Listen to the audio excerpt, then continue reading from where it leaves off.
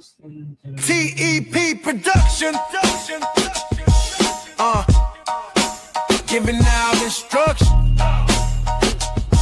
Hey. I just keep it intact, this is a fact, right and exact, I won't step back. Admiration is the feeling that inspires your brain to make you gain self-knowledge, not go insane. I'm Satan's antagonist, acknowledge what I speak. I cannot be duplicated cause I'm born unique. Brother Kareem told me if I want it, I gotta take it. Kareem told me if we need it, we gotta make it. Nasir just said stand up and be a man. You're planning to fail if you fail to plan. Keep your circle tight, know your plight, fight with all your might. Study hard, stay in shape and everything will be alright. This beat is slapping, before I make it happen I just wanna ask, may I rise higher with fire, made brighter than make sharp lines, may climb and rhyme and may timing like sirens, may my thoughts may spray as I sway, may play with the day, may each bar may spark from the dark, may making the arc, may I shift, may gifted with riffs, may lifted no myth, may move clean, smooth in between, may carving out the scene, may words guide my glide as the tide, may ride on the inside, may minds free, may deep in the key, may shape in the sea, may I shine, may prime in my rhyme, may throw in the sign, may break norms, may storms in the red form, may lightning is born.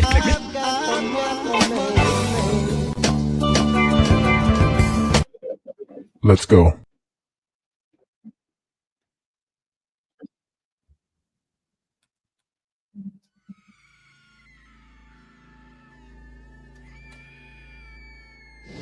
I don't know how I got here. I just know I'm never going back. Just when I thought things were already crazy, it gets worse. I'm back. Quan? Sapphire struggles to deal with her husband's alleged betrayal and coming to terms with Quan being alive after thinking he was deceased. Devante tries to keep a level head while dealing with family issues and unexpected disloyalty. Memories of Dre enters Devante's life in a way that he would have never imagined.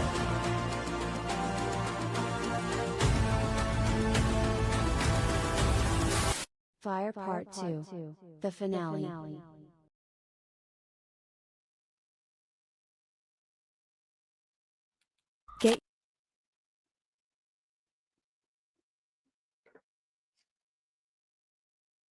Get your copy of Fire. It's definitely a must-read. If you enjoy hood books, this one is it. Just like the title of the book, it's officially Fire. Get it on Amazon, paperback or Kindle.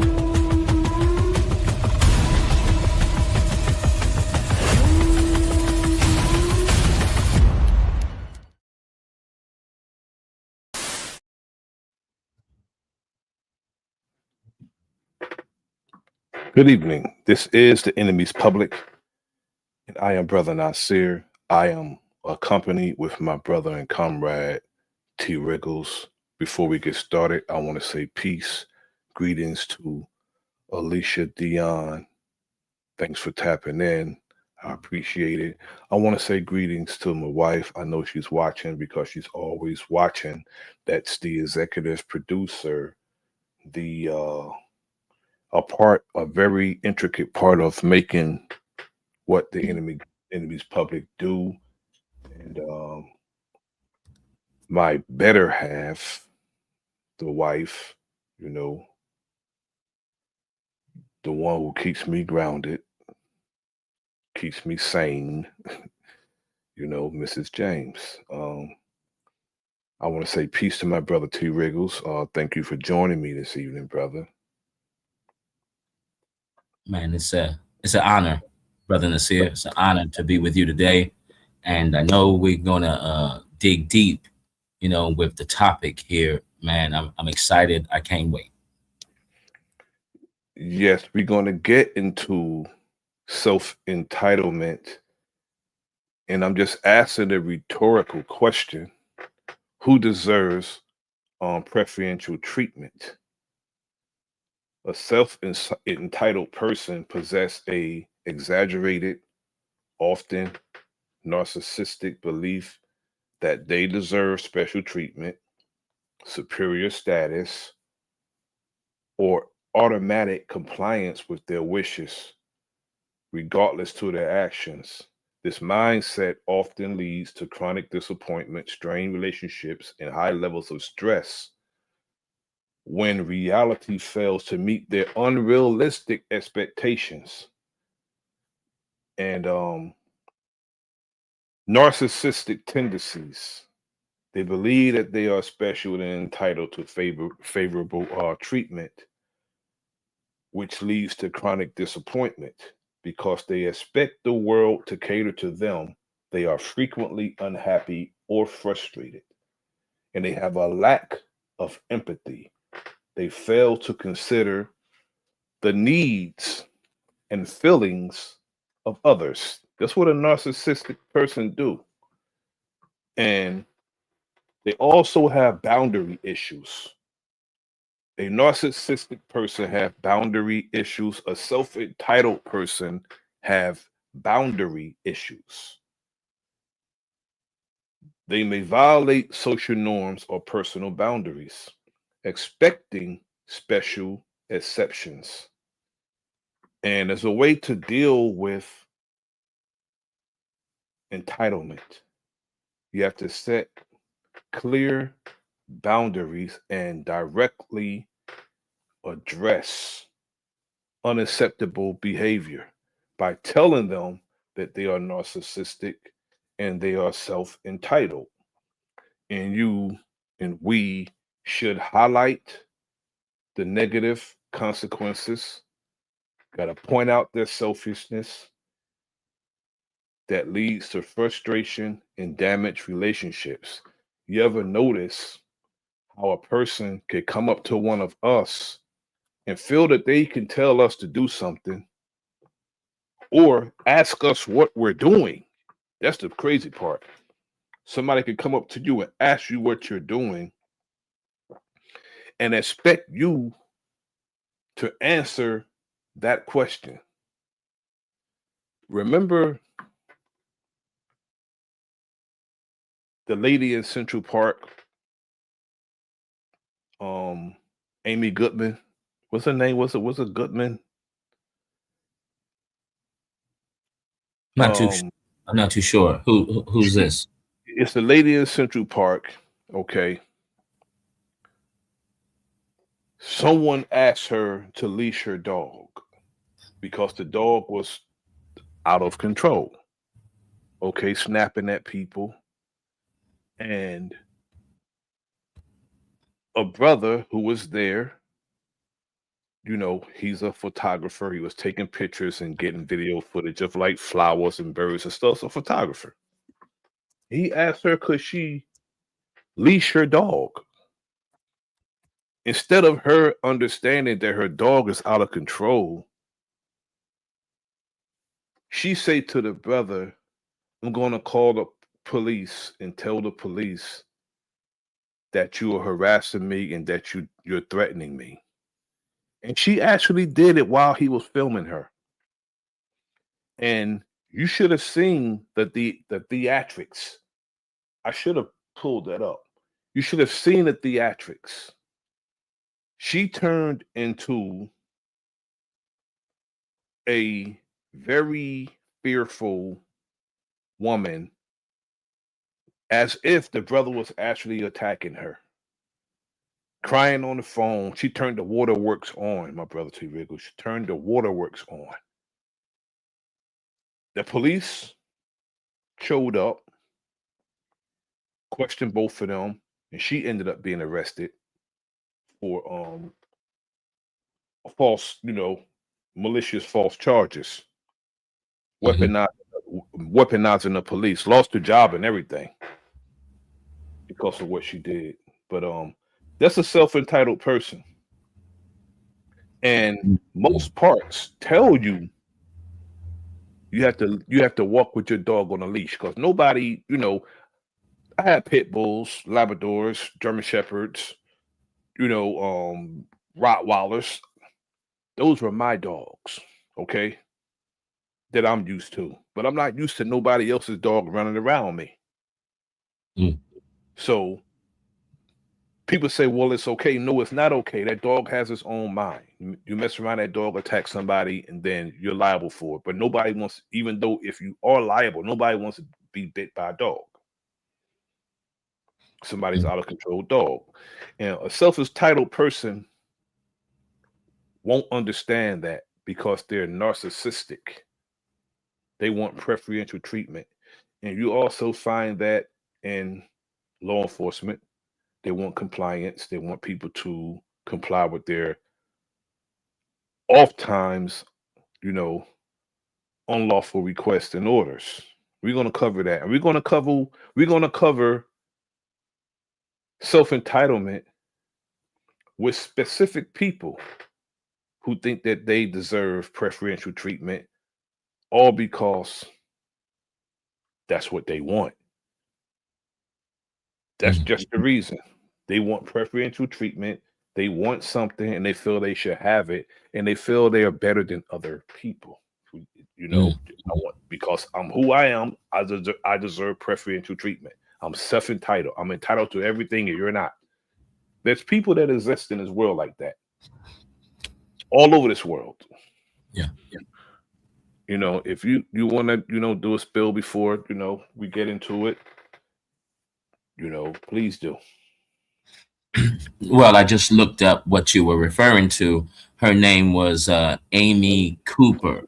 Cooper, yes. Cooper, yes. Yeah, refusing to leash her dog in Central Park, as you were saying. And there was the brother, His Christian. last name is Cooper. His name is Cooper too, right? Yeah, Christian Cooper, yes, sir. who was bird watching. Right.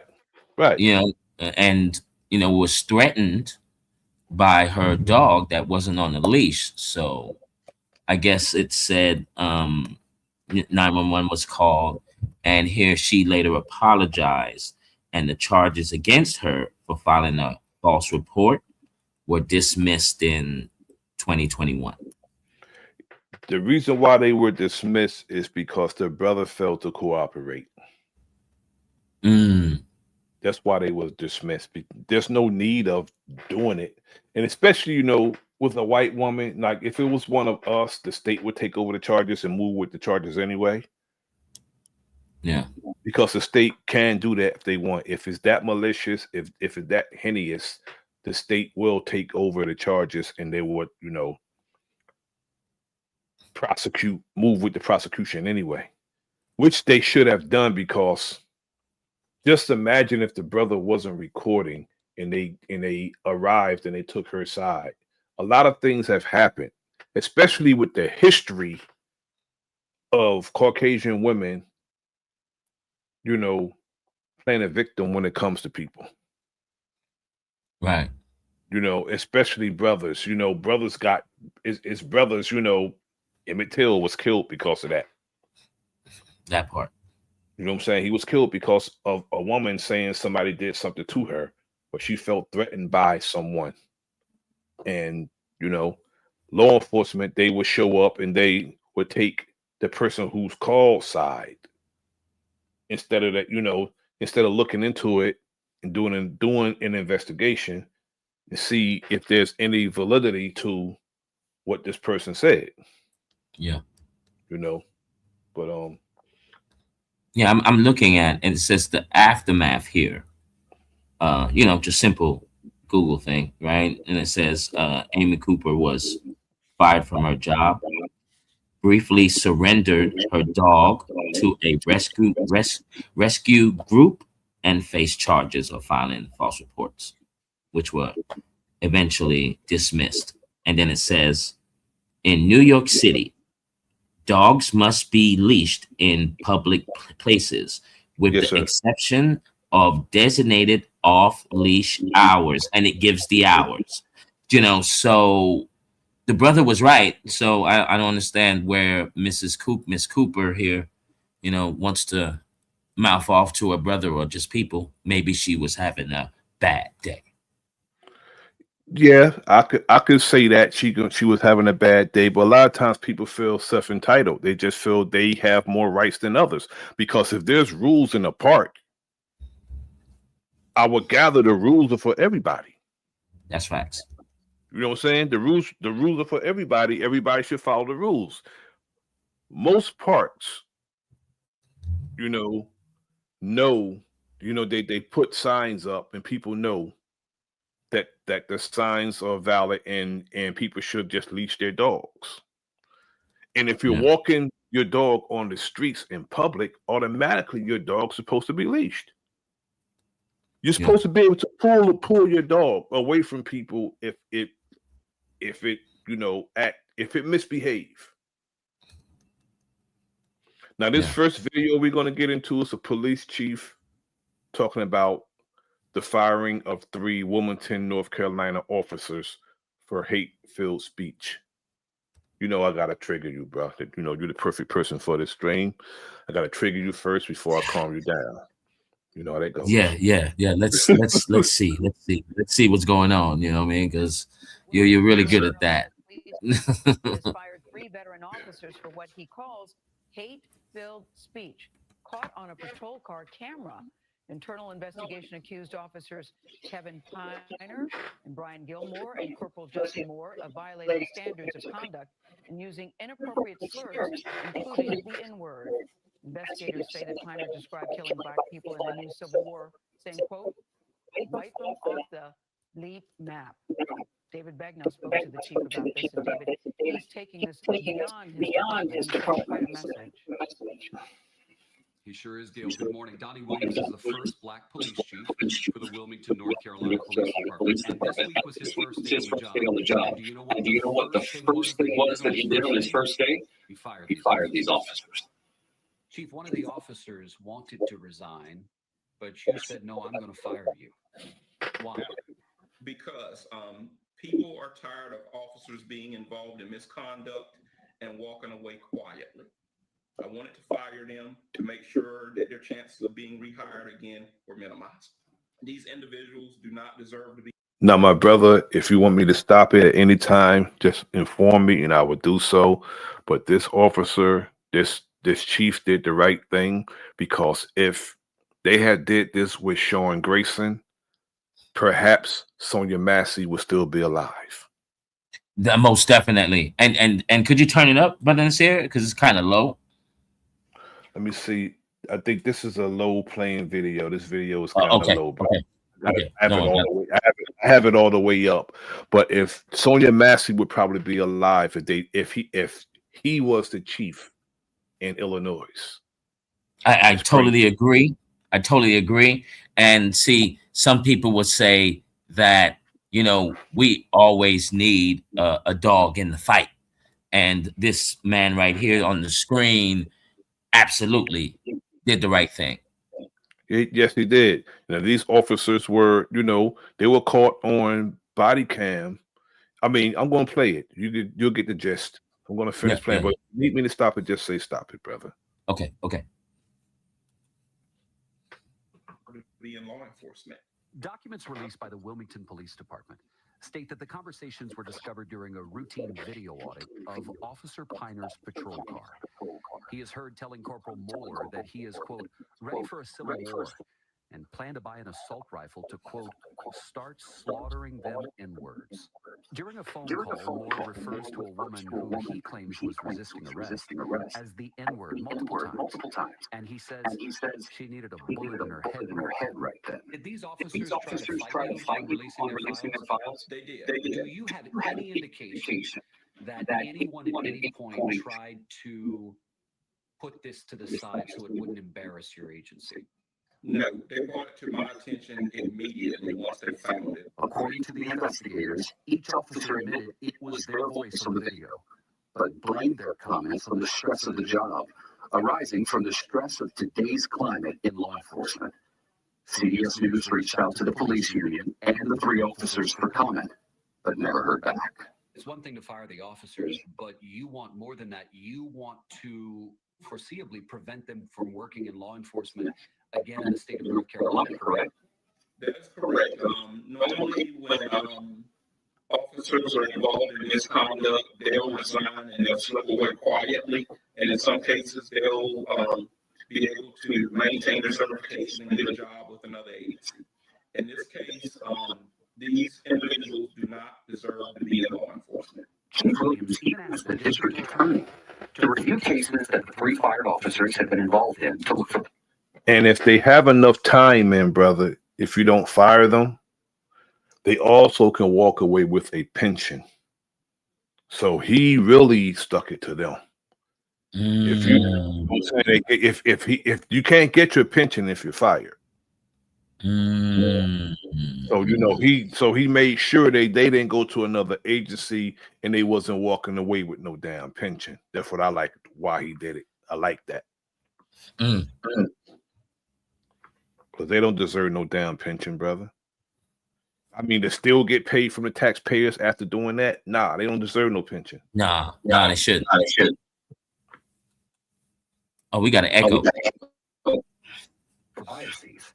The DA told CBS News 89 cases are under review, and some have already been thrown out. Do you think you need more people who are Black to be on your force? I would say yes, we also need more females to be on our force. But the color of a person's skin is not going to determine the color of their heart.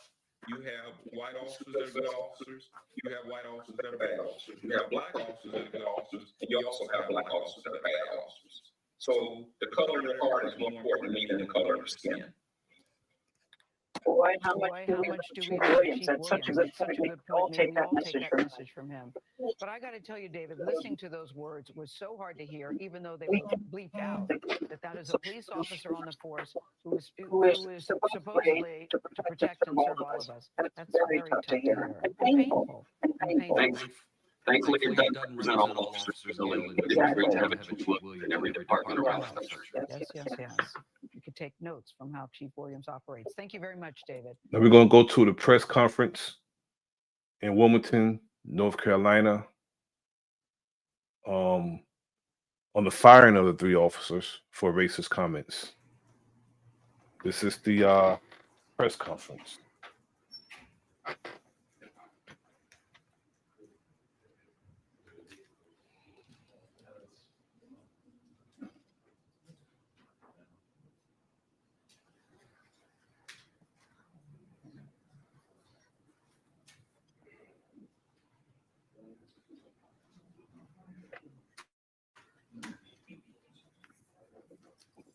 Move on a little bit. I don't want to.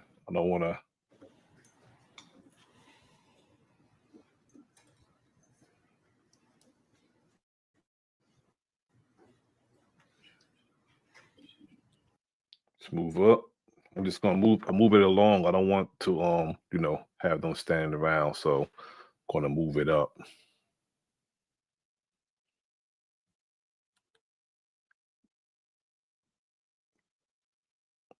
Wait for a few questions. And the time has elapsed, we will cut you off. And so at this time, we're going to make way for Chief Nasir.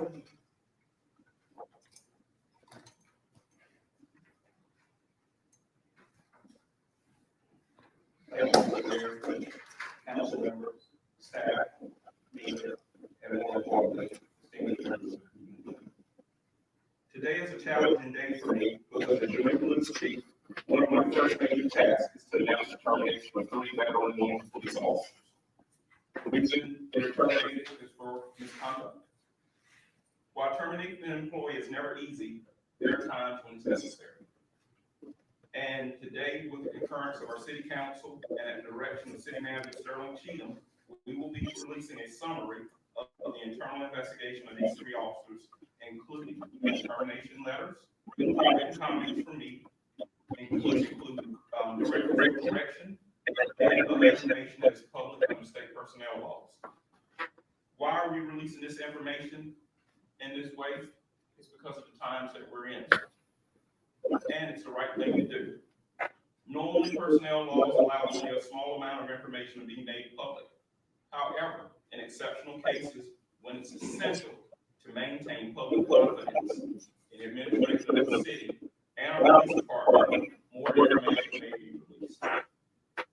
This is the most exceptional and difficult case I have encountered in my career.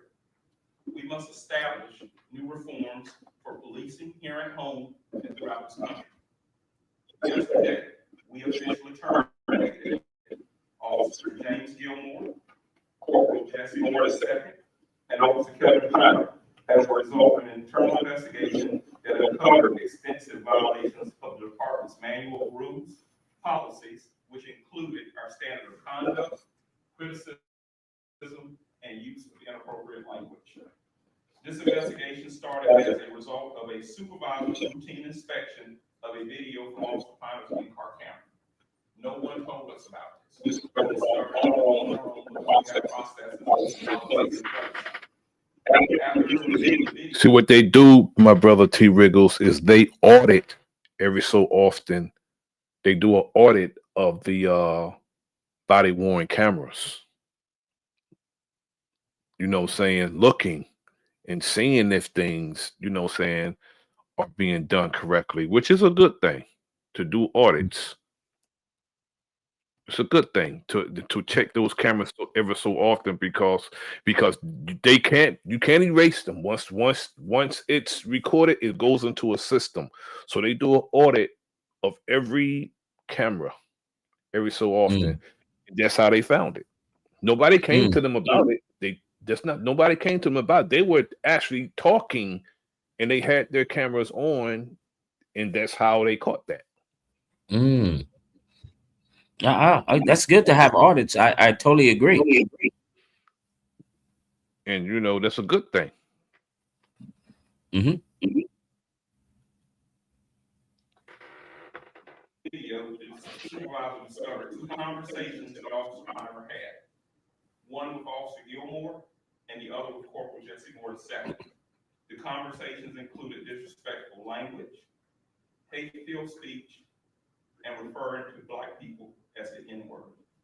They also criticized me on these videos. Several Black officers within the agency have made negative comments about individuals outside of the agency. They made negative comments about our Black Lives Matter protest and were critical of our response. The 46-minute and 12-second conversations were brutally offensive and deserve immediate attention. You will find more details about the investigation in the public documents that we're releasing today. As a result, I have recommended that none of them be eligible for rehire in any position with the City of Wilmington. We will also notify the North Carolina Criminal Justice and Standards Commission on their behavior. The commission determines whether or not an officer can maintain their state certification to practice law enforcement. We will also consult with our district attorney, Ben David, regarding their sustainability as witnesses, any biases they may have shown towards criminal defendants, and potential charges. Ben is unavailable, but he spoke to me personally on the phone earlier and I'll read a statement from him. Can you imagine the credibility that they lack and they were doing police work, you know, locking people up, going to court, testifying? Can you imagine that, bro? If that's the way they feel, they lack credibility as an officer. Yeah, These are man. people who are going to court and being self-righteous as if they're the good guys. Yeah, and you know how the rule goes, they're always innocent first, no matter what, you know, and so, you know, everyone's going to basically back the badge, as they say. Shouts out to this chief here, you know, actually having the integrity, even though that now, you know, this type of action, you know, his life is at stake. So, definitely, you know, salute to him.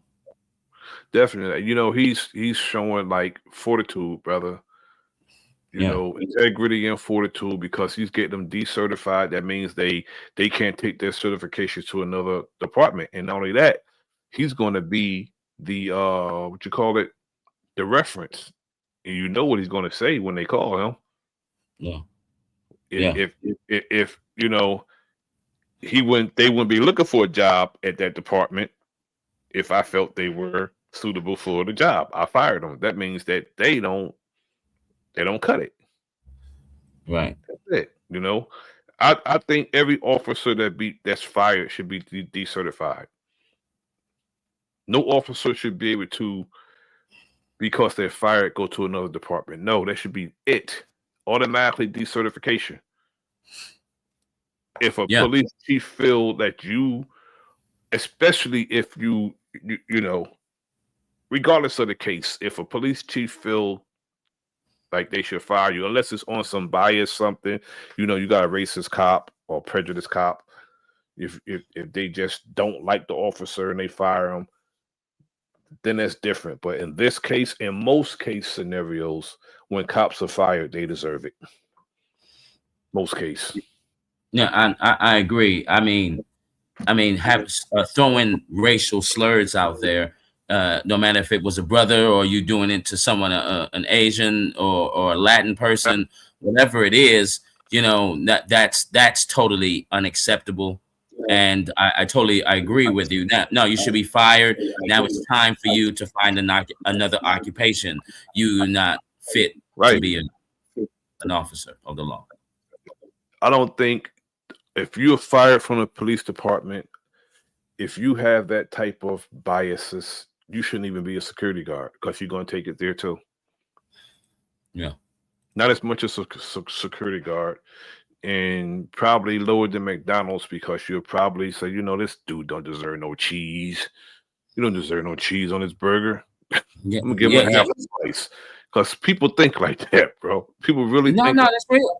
No, that's real. They'll spit in the soda, and you think it's bubbles. Exactly. So you know, maybe they should. I would say go work at a funeral home, but then they'll probably desecrate the body. Some people just that evil, bro. Yeah, hey, yeah. I'm not putting Just that past evil. anything by anyone now. Indeed. There are certain behaviors that one must have in order to be a police officer, and these three individuals have demonstrated that they do not possess it. When I first learned of these conversations, I was shocked, saddened, and disgusted. There is no place for this behavior in our agency or our city, and it will not be tolerated. Our agency is hurting today because individuals who we believe honored their oath of office violated, and they ripped at every fabric of our family. Please pray for us as we heal and become better because of this challenge. Please, please, don't judge our officers based on the conduct of a few. We have a lot of officers that are out there risking their lives every day. And when you think about officers risking their lives, you probably think of the action stuff, the gun battles. Every time an officer gets in that intersection and directs traffic to make people get back and forth safely, they're risking their lives. We care and love this community, both white and black, and other races also. These people care. That's why they went through all the training. That's why they went through the process to join this agency. In an effort to heal, I've put together a plan to move forward from this. I will be meeting with every officer individually during the month of July. I'm not meeting with them in groups of 20. I'm going to carve out time to sit down with every officer one-on-one for at least 15 to 20 minutes. We will engage in mandatory implicit bias training for everybody, all 350 employees. If you've had implicit bias training already, you will get a refresher course. It's not negotiable, it's mandatory. Can you imagine a person who has to get that type of training? You have to be trained. You have to be trained to be unbiased, because if someone is unbiased, that is happening natural, and it's happening. It's sometimes it's learned behavior, and there's sometimes people just look at people a certain way. It's learned behavior, and that's all they know. And sometimes they believe what propaganda say about a certain person. Sometimes that happens. They I have tell you, like, that prejudices. look, I tell you like this because you know I'm going back to what you said. I agree with the firing, right? I totally do, because you know there's police academies all throughout the United States of high schoolers, you know, aspirations to be a police officer. So, you know, it gives the youngsters a chance to, you know, clean up the image that police officers have, right? Because there's some bad apples, and they've got some training day type of officers lingering around. But if they're able to get rid of those and just have really genuine people that, just, well, enforce the law. No, don't get me wrong, enforce the law, but just good, really decent people. Hey, this whole police thing could work. You know what I mean? That's the truth.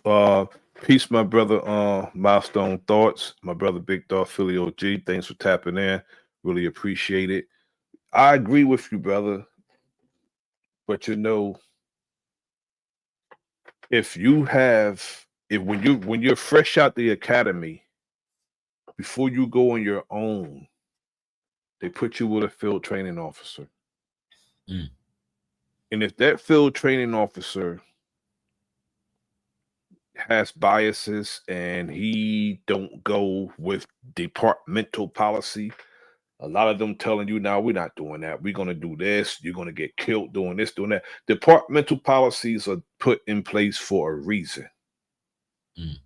It's the policy of the department. Okay. And it's training. But if your FTO is out here being a midnight marauder, violating people's rights, being racist, being prejudiced, just being hateful towards anybody he or she encounter, that FTO is going to train you to be that way, because that's your field training officer training you how to behave in the field. Mm. And if you don't think for yourself, he's going to replicate himself. Mm. Reproduce himself with you. So I would say the best thing for you to do is go with departmental policy to teeth. Nothing outside departmental policy. That means like your conduct. They got a certain type of conduct. They tell you're not supposed to curse at the people you encounter, the citizens. You're not supposed to curse at them. You're supposed to have professionalism. Just maintain that. Right. Courtesy, you know what I'm saying? You supposed to maintain that. If you don't maintain that, you're acting unbecoming of an officer. But field training officers train you other than that. Yeah. When they put you with him or her, they train you on. It's supposed to be training you on the ethics of being a police officer, but oftentimes they're training you to basically be them all over again. Mm. And if you're not careful, you'll get jammed the hell up. If you're not careful, unless the person that's training you is the type of officer that goes strictly by departmental policy. Most officers don't go by departmental policy. Most of them don't, because if they did, so many rights wouldn't be violated. Absolutely. You know what I'm saying? So many rights would not be violated. Yeah. Yes, I did, my brother Milestone Thoughts. That was crazy. You know what? We're probably gonna talk about that tomorrow. We will launch a They handcuffed the brother and just straight up executed him, but they didn't depend on that other angle. They only showed that angle, but somebody else recorded it. They didn't show the brother cuffed. They tried to say he was resisting and fighting them, but the brother was cuffed, and they just shot the brother execution style right in the back of the damn head, bro. In the head? Yes, sir. Oh yeah. That's execution style. I know what that's all about. And that was crazy, bro. But we're gonna, That's an ordered hit. We're gonna get into that. We're gonna get into that, bro. Cultural education series through small group dialogues. We want to include citizens in our hiring process. And if there's an opportunity we can include citizens in the policing process, we want to do that. See, he's doing a lot of cleaning up. Because he's saying he's going to include citizens in the hiring process, that's how it should be. If somebody's going to be walking around your community as law enforcement, that person should be endorsed by the community. Yeah. Look, I'm an advocate. And the community should have the police department. Every police department should have a civilian review board. And every officer should be reviewed annually how this person is doing.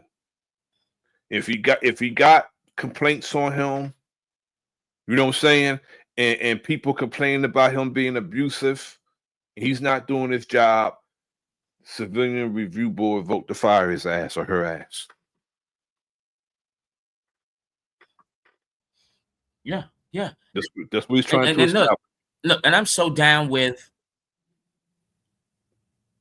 And I'm so down with why if the citizens of the community is going to be hiring police officers, which is a good idea. You know, you get to pick out of whatever high school or whatever the academy that they come out of, right? Okay, you get to pick those. And the ones that get picked should be from that community. It shouldn't be someone from California trying to be a cop in Wisconsin. You have enough people in Wisconsin, right, to be cops there. And I swear that police officer now, not only is he known around in that community, do you know what I mean? There's so much more respect now, you know, and he'll know everyone.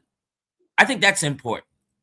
That's very important. And I think not only California, I think it should be in the community altogether. Nobody from, I'm in New Jersey. Nobody in Seagirt or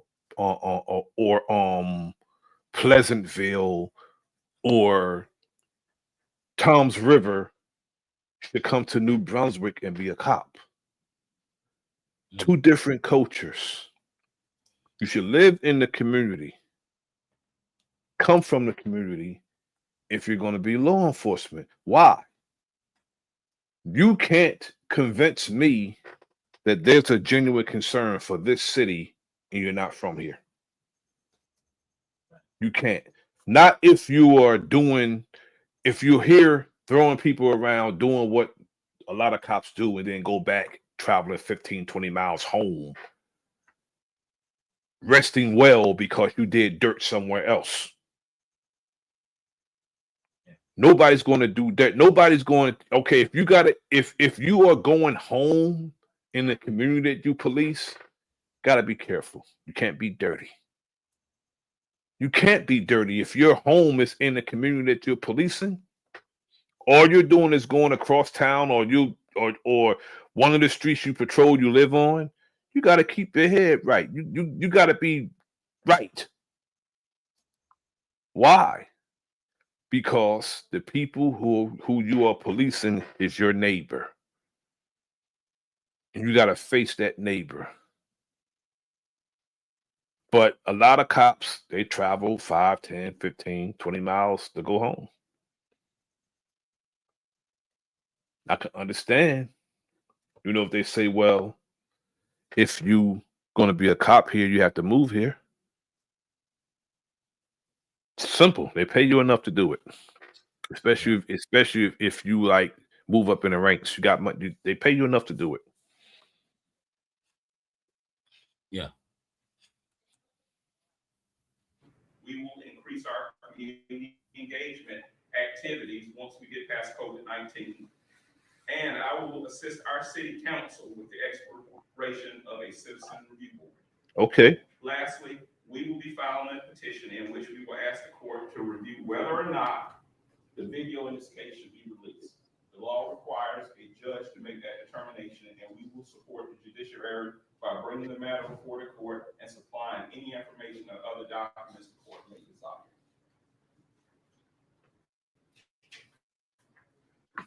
This is to the media from.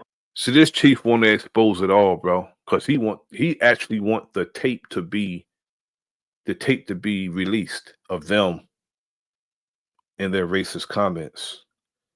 Because if it is released and that becomes national news, nobody's going to hire those cops. That's what he want. You don't want them rehired. No, I I can't really hear him, so I'm gonna go by your points. So if that's what he's pushing, okay, this, shouts out to this brother, man. I'm gonna tell you right now, law enforcement, I know for sure LAPD and LA County Sheriff would not like this dude in their precinct. Baltimore wouldn't either. They wouldn't like him. Baltimore wouldn't like him. LAPD wouldn't like him. New York wouldn't like him. Chicago wouldn't like him. They wouldn't like him. No, they wouldn't like this brother. Right. They would not like this brother right here. Now, we're going to move on from this to my neck of the woods in New Jersey, Lakewood, and some other type of self-entitlement. And the question still remains, who deserves preferential treatment? Who deserves it?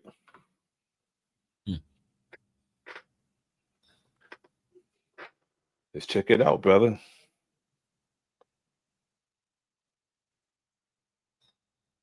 On Monday, officers from the county prosecutor went to the upscale Olive Court home of Rabbi Zelman and Zipporah Sorotskin and arrested them for theft by deception of more than $338,000 in Medicaid, food stamps, rental assistance, and SSI. Also arrested on the same charges at their home on Blue Jay Way, Mordecai and Yaakov Breskin for alleged theft of almost $586,000 in welfare benefits. I'm from NJTV News. Could we talk to you, please? No one answered questions at the Hadassah Lane home of Shimon and Yaakov Nussbaum, arrested by federal agents, and Rachel and Mordecai Sorotskin, charged by the FBI with collecting federal benefits despite earning millions. On Wednesday, officers swooped in and arrested 3 more couples charged with the same offenses. On Monday, officers from the county prosecutor went to the upscale Olive Court home of Rabbi Zelman and Zipporah Sorotskin. You see these homes? Hey, that's what I was about to say. See these homes collecting welfare and Medicaid, bro, and food stamps. I'm taken back because that was the first thing I noticed. I was like, wow, this is a really nice crib. What are y'all on welfare for? Woo. Just I guess they feel they can do it. That's it. They feel they can do it. Shouts out to the cops that caught this. And arrested them for theft by deception.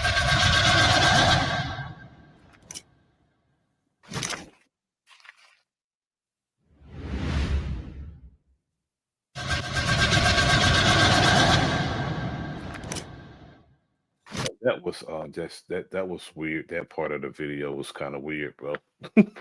Yeah, that's we didn't need that's all different. That. that's different. Look too much graphics. When the word spreads in the community that this can happen, then people get panicky. Rabbi Moshe Weisberg says Lakewood's Orthodox Jewish community is in a panic after law enforcement busted 7 couples in connection with a welfare fraud sting. On Monday, officers from the county prosecutor went to the upscale Olive Court home of Rabbi Zelman and Zipporah Sorotskin and arrested them for theft by deception of more than $338,000 in Medicaid, food stamps, rental assistance, and SSI. Also arrested on the same charges at their home on Blue Jay Way, Mordecai and Yaakov Breskin for alleged theft of almost $586,000 in welfare. Oh my These God. are the same people that will point at, bro, again, I'm with the delineation, but if you're going to point the finger at fraud, you should point it everywhere it's at. Now they're talking about the Somalians and all these other people, Africans who are scamming. These people are scamming too. They're scamming in the millions. Yeah. They earned, the other last video said they earned millions. Yeah. Earned millions. And they were still collecting all this food stamps, Medicaid, giving free healthcare. That's Medicaid, free healthcare, and rental assistance and food stamps. How do you pull this off in a very prestigious neighborhood? Like it said, it was upscale. right? That's like Bro. someone living in Beverly Hills and you're on food stamps, Medicaid. You know what I mean? You're getting, benefits that you live in Section 8. Like what? Lakewood is one of the, in South Jersey. That's South Jersey. That's one of the that's Lakewood is in Ocean County, down by Seaside Heights and when in that area. And it's a upscale. It's not like Bergen County up in Saddlebrook and all that, but because that's North Jersey. But this is an upscale community. Not too many of us are there. I just say that much, okay?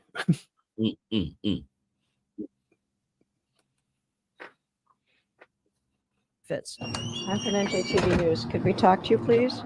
No one answered questions at the Hadassah Lane home of Shimon and Yaakov Nussbaum, arrested by federal agents, and Rachel and Mordecai Sorotskin, charged by the FBI with collecting federal benefits despite earning millions. On Wednesday, officers swooped in and arrested 3 more couples charged with the same offenses. The 14 defendants allegedly defrauded almost $2 million in welfare benefits. That when Lakewood's Mayor Ray Cole says there's a waiting list for Section 8 vouchers. To see something like this happen is just like a knife in the heart. There's so many people out there who. And guess what they call this dude? You know what they call him? Do you know Ray what Cole? they call him? Yes, Ray Cole. You know what they call Ray Cole for having them arrested and bringing them to justice and holding them accountable? You know what they called him? What?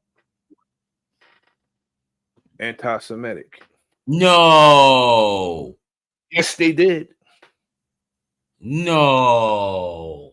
Yes, they did. They call him I'm sick and tired of this. I'm sick and tired. I'm really getting tired. But you know what? This is good that it's happening. Because I think the whole United States, everyone, especially California, okay, right? Because look, I cannot tell you exactly how much fraud is going on out here. I mean, it's the numbers are pathetic. Like I heard that $13 billion is meant for homeless people, and that money isn't going to the right places, and a lot of money is missing. Like, how does $13 billion go missing? What's going on? My comrade Milestone Thoughts just brought something up to me that I knew, but I didn't ponder. But I thank the brother. He always does that when he come in the chat. Bring things up, remind me of things, put it that way. Yeah. Welfare started for them. That's what real welfare, that's facts. It's just an actual fact. Yeah. They are the original welfare recipients. So I guess that's what makes them so self-entitled, feeling, deserving of it, because it was originally for them. Because in all actuality, the United States give Israel a annual budget of money, maintaining them in a welfare position. That's what the United States do for Israel annually. So it was started for them. I appreciate you, brother. Need the help. When things like this happen, it turns people against everybody. Court documents indicate that the suspects basically declared themselves to be poverty-stricken, all the while earning tens of thousands of dollars more. The alleged fraud often involved hidden income, bogus applications, and dicey financial records. Is there a pervasive attitude of bend the rules?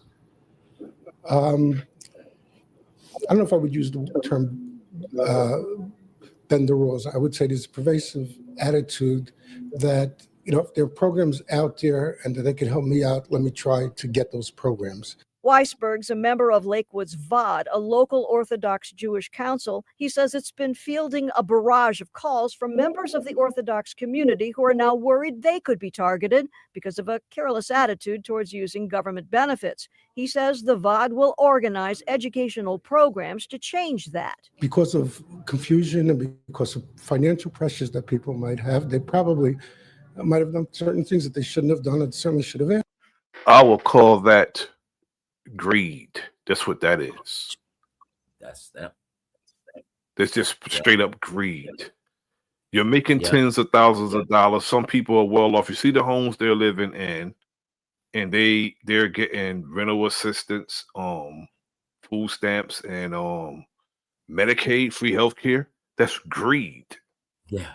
That's what it is. Yeah. That's trying to sorry for my language here. That's trying to pimp the system here.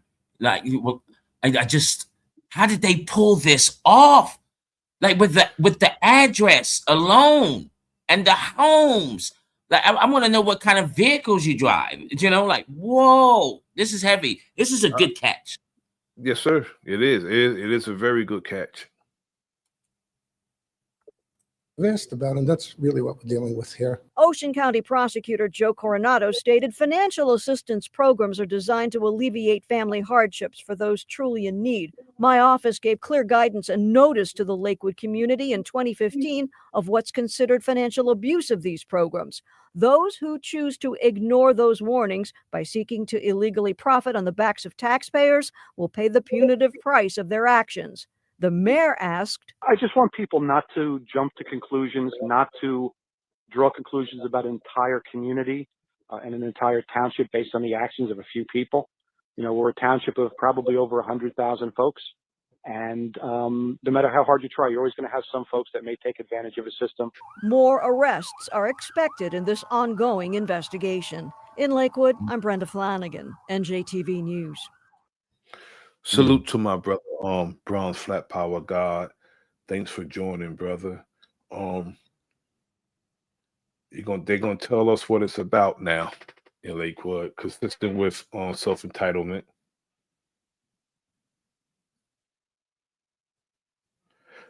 I'm not going. I'm going to show you the out. So speaking of disagreeing with me, let's jump back into Lakewood because and do me a favor though. Address the conversation that we're having. This is not about talking about. I don't want it to devolve into someone's opinion on anti-Semitism because honestly, I don't think any of those sentiments are appropriate. To be honest, this is about fraud. It's about criminals. It's about exactly. It's not about somebody being anti-Semitic. If you, I don't care. I don't care who you are. If you did this, you are a damn criminal. Facts. Period. Point blank. You are a criminal if you did this.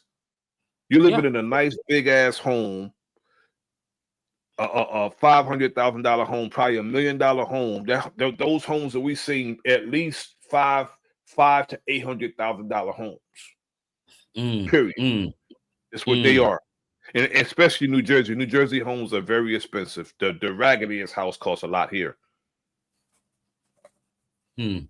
The raggediest house in New Jersey costs a lot. So, especially being in the upscale neighborhood like Lakewood, yeah, that's at least $800,000 homes that we was watching on this video.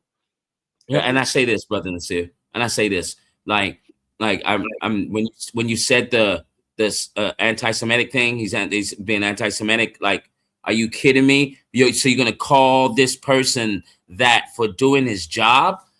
Oh, now that it sounds down. Now that sounds very narcissistic to me. Exactly. Like you're not going to take responsibility for the wrong, for the falsifying documents that you were doing. Wow, that's very narcissistic and self-entitled, bro. That's what that is. Yeah. it's about a prosecution, and it's really about the amnesty. And you know where I stand. I don't pull any punches. I totally favor the comptroller's decision to offer amnesty and bring people out of the shadows and make sure we put a stop to the fraud. And the second thing is I want to know who's going to address what I think is the greater fraud, at least in terms of dollar value, pushing healthy people into a system that is designed for people who are under the poverty line and destitute. I think it's disgraceful. So, Joe Coronado, you are the county prosecutor in Ocean County. You're the one behind a lot of the prosecutions that are already going on. And my question to Al was, and I guess you can answer it better. Let's say you've got somebody that is way over the top, someone defrauding the government or accused of doing it to the tune of $70, $80, $100,000, like some of the people that are already under indictment, and they're caught up in this amnesty. Is there any opportunity for a future prosecution, or is this amnesty, hey, that's it? The comptroller made a deal and we're going to honor it? Well, the comptroller made a deal of amnesty, T. Riggles. Yeah. I was going to ask you, what does amnesty mean again? I'm going to look at it. Amnesty means that it's basically you're not going to be held accountable. If you come clean. Are you serious? Yes, if you come clean and you admit to it, you won't be prosecuted. What? Yeah. That's what it is. No, you said stop playing. I'm dead ass serious, brother. I'm looking. Come out wherever you are. You know how if you have warrants and you turn yourself in, you'll have amnesty. Same thing. Sometimes the prosecutor's office do that to just clear up the bulk of the paperwork. They'll go to certain communities and they'll say, well, if you come and turn yourself in, we'll clear you. Just turn yourself and we'll give you amnesty. And sometimes they do that. Yo, wow! I'm not in LA, I guess. Do you know what I mean? Like I've had warrants. Everybody don't do it. Everybody don't do it.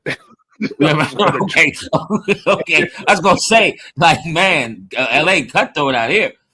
It said no, we want our money. Damn it. Now this doesn't make this has happened in Jersey, as you said. Jersey has predominantly really good areas, and you got some gutter areas too. So why are they offering amnesty to these people when it's obvious that they were tricking the system, falsifying documents, signing by other people's names, and you're going to give them amnesty for that? I don't think people should get amnesty when it comes to like this level of grand larceny. Because when it comes to like when you start talking about in the hundreds of thousands and the millions, no. Let me tell you something. If those were black people and they did less than half of what these people did, their ass would be going to prison. It wouldn't be no amnesty deal. No, and everybody knows this. Everybody knows this. If this was our people and we committed that level of fraud in the millions, nearly 2 million. Yeah, somebody be going to jail. Yeah, of course.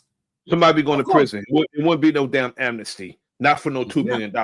Nobody should get that kind of money, bro. Hell no, there would be no damn amnesty for any brothers. You can see that this is not happening with Somalians. Where's the amnesty there? Exactly. There has to be in Rawway some goddamn where. Rawway on Northern State, Clinton, they'll be in those areas. South Woods, that's where they'll be. Yeah. Mm-hmm. Well, first off, the deal is with the controller, and you have to understand that as much as we would like to be proactive, okay, the information that we would need in any kind of fraud case really comes out of the controller's office. Okay. So the bottom line is that the investigation initially is going to be by the controller's office, and they're going to refer it over to us.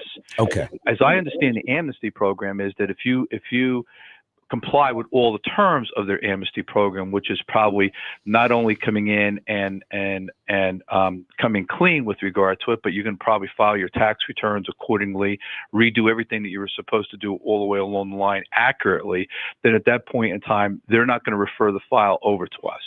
And what about restitution? What about paying that money back? So, the slap on the wrist? What about that? It's like bad boy. That's what that is. Man. What about paying that money back? Yeah, how about that? Well, yeah, what's up with that? Funny business, man. And my point is that if the victim is happy with it and the victim feels that the person is complying with it, I'm not going to sort of, so to speak, upset the apple cart with regard to that. And Joe, let me ask you, how rampant is this fraud? I mean, 26 people, and you've got potentially many, many more. Or I don't think the comptroller's office would have issued an amnesty. What are your thoughts in terms of just how bad this situation has gotten? Well, I think it's like anything else. 26 people is a damn ring. That's what that is. Yo, I'm laughing because I'm laughing. Ring, bro. It's a ring, bro. It's a look. Hell yeah, it's a ring. Look, all the people that said. Sorry, go ahead. My bad. My bad. That's organized crime, bro. That's what that is. 26 people. 26 In the people. millions? Dog. Hey, what are we talking about here? Amnesty. A friend told a friend and a friend and a friend and a friend and a friend and a friend, do this, do this, do this, do this. Guarantee you're going to win. Guarantee you're going to win. No, you're not going to win. They lied to you. Now that you got to pay the consequences for your actions. How about that? Yes, it should be restitution, but they should be paying that money back. It's the taxpayers' money. That's true. True that. Should be paying that back. So, I mean, I do think that I think there's people there that are not complying with the law, but I think the volume could be so high that we could be inundated with it. So I think that, look, if they believe that there's some, and I'll quote, some sort of confusion, and they're willing to allow these people, just like they are when they turn in their weapons and they have amnesty so far as drugs is concerned, if they're willing now at this point in time to bring these people in and make sure that they're willing to comply, and they do comply, I'm okay with it. And we're going to go to this story about the amnesty in full detail. Yeah. Because I'm gonna need a full breakdown. And I disagree with his last words. He's like, hey, if they're down for turning themselves in, yeah. Orthodox Jewish community are being granted. Yeah, this shit is crazy, brother. We run that back real quick. Yeah, my bad. More than 24 people in Lakewood community. Why is this buffering? Haven't had that done in a long time.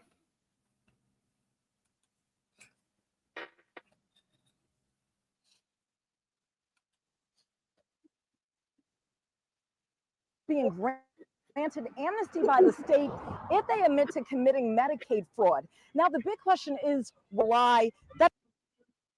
No, they shouldn't have offered this, because healthcare is healthcare. A lot of people need healthcare, and when somebody can afford it and they're getting it free, and they are taking advantage of benefits that somebody else could have had, amnesty should not have been on the table for them. No, should not have been. No. I disagree with that shit, man. I totally do. I mean, they know more than people. More than 26 people, bro. Medicaid fraud, food stamps, rental assistance. That's crazy. And welfare. Getting up to and 2 welfare. million. It's a lot of money, bro. That's a lot of money. Healthcare alone is costs a lot. Yeah. I totally agree, man. This is federal state officials charged 26. Go ahead, my brother. Since they're, how I heard a scholar say, how they'll treat each other in, how they treat brothers in court. They'll slap them on the wrist, and for us, it's like they'll say, well, you should know better. You should know better. This is why we're going hard on you. So since that we have these type of group of people, they should know better. They should get the book, not a slap. They know better not to do this. It's not like they're incompetent or not. They don't have all of their scruples in their head. They know perfectly fine. So amnesty off the table. I don't know why that the amnesty is brought on as an option. I'm very confused about this.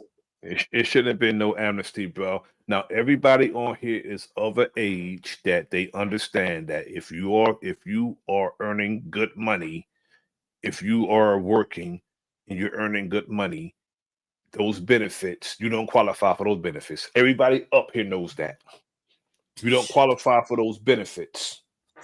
But being that it's in Ocean County and it's in Lakewood, and they say it's a predominantly, but it didn't always used to be that way. Because I used to party in Lakewood back in the 80s. Club, Checkmate 2. Checkmate 2 was the club back in the 80s in Lakewood. I used to party there. So it wasn't always like it is now. You know what they did. Yeah. You know what they did.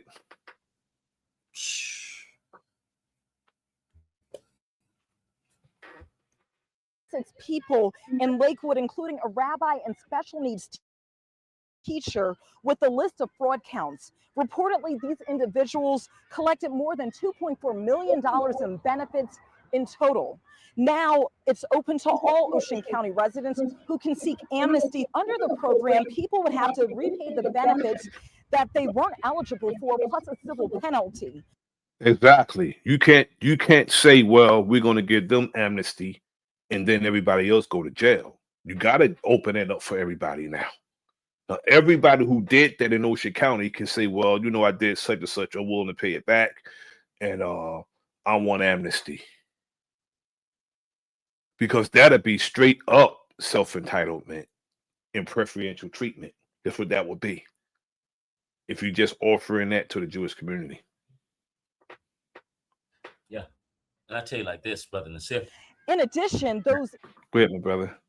I tell you like this, Brother Nasir, with cases like this, further lets me know that America, we have been infiltrated.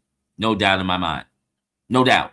I don't know how in the hell amnesty for millions. Look, I don't see Somalians get amnesty. There was no amnesty talk when it came down to Somalian fraud. So how come this got a amnesty option? So this lets me know, like, okay, yeah, this injustice going on. Oh yeah, man, we're infiltrated all the way through. It's preferential treatment. That's what it is. And the only reason why they're allowing other people to benefit from this amnesty is because they'll get called out. They'll get called out. They have to give it to everybody now. Why? Because this news program exposed it. If it was under the wraps, they'll just give it to them. They'll just give it to them. But being that it was exposed, they have to give it to everybody now. All because it was exposed. If it wasn't exposed, they probably on the sneak tip just give it to them.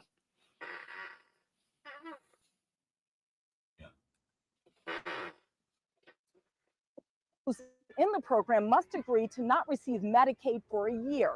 Those who participate in the program would avoid criminal prosecution. The Ocean County Prosecutor's Office is hoping that more people outside of the 26 charged will come forward. Now, it's such a touchy subject here in Lakewood that no one would speak with me on camera, but a few people did share with.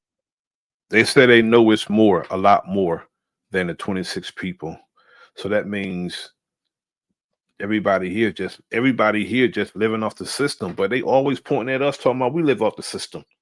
Always pointing at us talking about y'all live off the system. Your welfare recipients this and welfare recipient that. But look at this. Where most of us work for a damn living. Very little of us are on welfare. Tell the truth. With me off camera that many people feel that the people who committed the crime are getting off easy. In Lakewood, Ashley Johnson with Chasing News. Thank you, Ashley.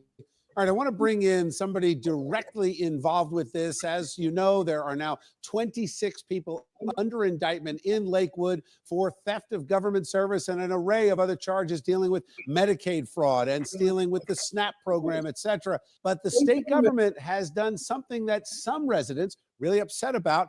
Some are calling it amnesty. State government, not so much. I want to bring in Joe Coronado, who is the Ocean County prosecutor who will be prosecuting the case of the 26 folks that are already under indictment. Joe, welcome to Chasing News. Good. Great to be here. Joe, what do you say to the critics out there that are claiming that people in Lakewood were let off the hook? And then what do you say to the other side where there seems to be a little bit of a current of anti-Semitism labeling the entire community as guilty? Well, I don't think you can label the whole community. That's And why would it be called anti-Semitism? Because you're going after the ones who actually committed a crime.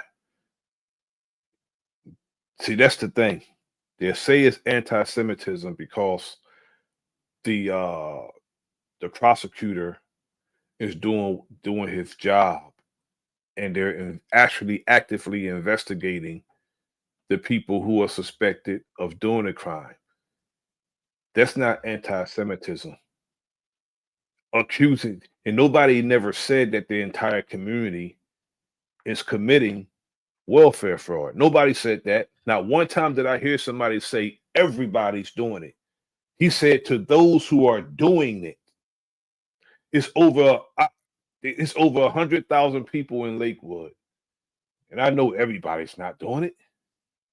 But to the ones that's doing it, they should be held accountable. Point blank. Absolutely. Absolutely. I like I said, I don't know why amnesty's on the table. It shouldn't be. It should be plea deals of how much time you're going to do. Plead guilty and you get this amount of time. That's it. Yeah. You know, like when you go to court and then you say, they give you 3 options: guilty, not guilty, or no contest. Exactly. When you pick no contest, you're still going to get the law thrown at you. Exactly. That means that you're just not going to go through a trial. No contest. Right. Or either no contest. That means you're not going to fight. Pleading means that you're still not going to fight and you're making a deal. Yeah. But that's what it should be. It shouldn't be a deal. It shouldn't be a deal in their favor. It should be a deal in the taxpayers' favor. That part. Because they took money from the taxpayers. It should be in their favor. okay. There were individuals that were identified that had a problem. I'm not sure, it's not within my purview, but I'm not sure I understand the complaint. I mean, certainly the state runs all kinds of programs. There are gun buyback programs, there's drug amnesty programs, there's programs with sales tax during the years that they may have, there's other times that they have programs with regard to their tax returns. How big is this problem? Are we talking about hundreds more, thousands more, millions in dollars? What are we really talking about in terms of this so-called amnesty? I know the state's not calling it that, but that's what it feels like for a lot of us out here. Well, I can't tell exactly. I suspect that there's more than just these 26 individuals. It'd be naive to me to think that this is it and that's all that it was. I think that the problem is large enough that I don't think that you can capture them all and solve all this problem just by criminally prosecuting. I think the intent here is to raise the attention and let these people come forth and collect the money. The point is, if they come in and they do the amnesty program, I think the point that the controller had, Phil Degnan, was that they would get this money and it would be given to the right people that deserve it, not to the people that are abusing it. Okay, Joe, thank you for joining me tonight. Appreciate it. All right, I want to bring in our A-plus panel tonight. We're joined by Corey Teague, who is an advocate for education in Patterson. Corey, welcome to Chasing News. And Elora Nanos, good to have you back. You're an author, you're a writer, you are a lawyer, and a TV personality. Let me start with you, putting your lawyer hat on for a minute. This seems that it's not out of the ordinary, but residents are really upset. And the only people that showed up at the meeting yesterday were there to complain about being soft on this community. Do you think that's what's going on? I think that what's going on is what we have is an immature understanding of law enforcement. Not every law enforcement opportunity is like an episode of Law and Order. It's not all police and jail, and it doesn't always work like that. There are many components to enforcing the law that involve programs. Yeah, and they use those different components when it comes to certain people. But when it comes to us, it's about jail. It's about some damn jail, bro. I'm gonna tell you straight up, these type of deals were not in the millions. Middlesex County would not have offered shit but jail. The county I live in, they're offering jail. They're now, it's Ocean County. Ocean County is down by the shore. Water. There's waterfront shit down there in Ocean County. That's why it's called Ocean County. Okay? Yeah. And that amnesty is offered to them. Middlesex County, they're offering jail. That's all they're offering. And look, just already the lady, you know, when she said about this is not law and order, it's not all about police and jail time. What are you talking about? Yes, it is. Yes, it is. It's all about jail time. It's about people committing crimes and doing the time. That's the one I grew up on. You do the crime. If you're gonna hit a lick, right? You know what I'm saying? And I know back in the days how, you know, we had to, you know, we got the itch. And so, okay, look, I'm about to hit this lick. And now, is it worth it hitting this lick? And if I get caught, how much time am I going to do? Now, is it worth it? So this is what the criminals think. So from the beginning, bro. She started caping from the beginning, bro. Caping. Yeah, caping already. From the beginning, bro. You know, trying to get us to understand that these people are getting preferential treatment, all because they felt that they were self-entitled to something that they didn't qualify for. That's all it's the beginning. The beginning was self-entitlement. But now they're getting preferential treatment. That's what they're doing. Because that's what's happening. They're getting preferential treatment because, again, if that was like in Essex County up by Newark and East Orange and Patterson is you know, Passaic County, but any of those areas up where our people are, they'll be offering jail for that kind of money. There wouldn't be no amnesty. And you'd be offering jail, and when you get out, you still will be paying restitution. Right. You still want their damn money. Right. Look, last time I checked, you know, people were going to jail for stealing something from the store. So now you're going to be stealing from the government benefit programs. There's not a difference. It's still stealing. You're going to jail. Yeah, you'll be doing time, and you'll be paying that money when you get out. That's how that be going. Facts. You'll be getting out on some type of. You'll be getting out on some probation. And your probation will be, part of your probation will be restitution. Yes, it will. Yeah. Programs just like this one. So I understand that from kind of a PR standpoint, you might have residents saying this is too soft. They're not getting the proper penalties. But truthfully, the type of penalty involved in this program is exactly what would happen even if there were a criminal prosecution. Corey, let me ask you, why Lakewood? Do you think this reeks of a little bit of anti-Semitism, maybe targeting one community over the other? Well, I mean, just from what I heard today, I don't know if it would be specifically that. You know, I'm guessing if it continues further and more in depth, it might be considered that in the public view. Because you know how media is, they have to push a certain topic to get people interested in the story. But from what I'm hearing now, I don't think it's really that. I just think it's just them trying to reach out to anyone that's Do been you in this think this situation. kind of fraud goes on in places like Patterson? Yeah, absolutely. Now, how would you feel if Absolutely. if Patterson were under the spotlight right now, and this was literally a roundup and an offer of amnesty Now he's exactly what I said. Patterson up in Passaic County. and a storyline that's saying this problem is rampant? It would be a good idea, actually, because there's many people who really are struggling and they need the assistance, and maybe it would loosen up some funds for them, you know, for folks, seniors, the disabled, who really need, you know, assistance, and they're not able to get it. All right, Corey, thanks. Now, but if people in Patterson would have done, which is predominantly Black and Latino, if they had done that, I'm wondering if there would be any amnesty, you know, offered to them. I don't know, T. What you think, bro? Listen. You already know my answer. Hell no.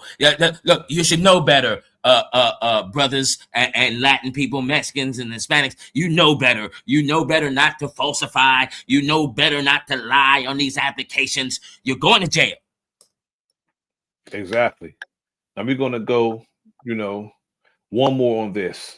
At the time, this was Governor Chris Christie, and he's saying maybe amnesty is okay. What? That's what he's saying, the governor, at the time. Crazy. This is wild, man. Obviously, of the public assistance fraud that was going on in Lakewood in Ocean County. Right. And there was some controversy going on about whether there was this amnesty program. If you fessed up and paid the money back, then you wouldn't be prosecuted. You wouldn't go to jail.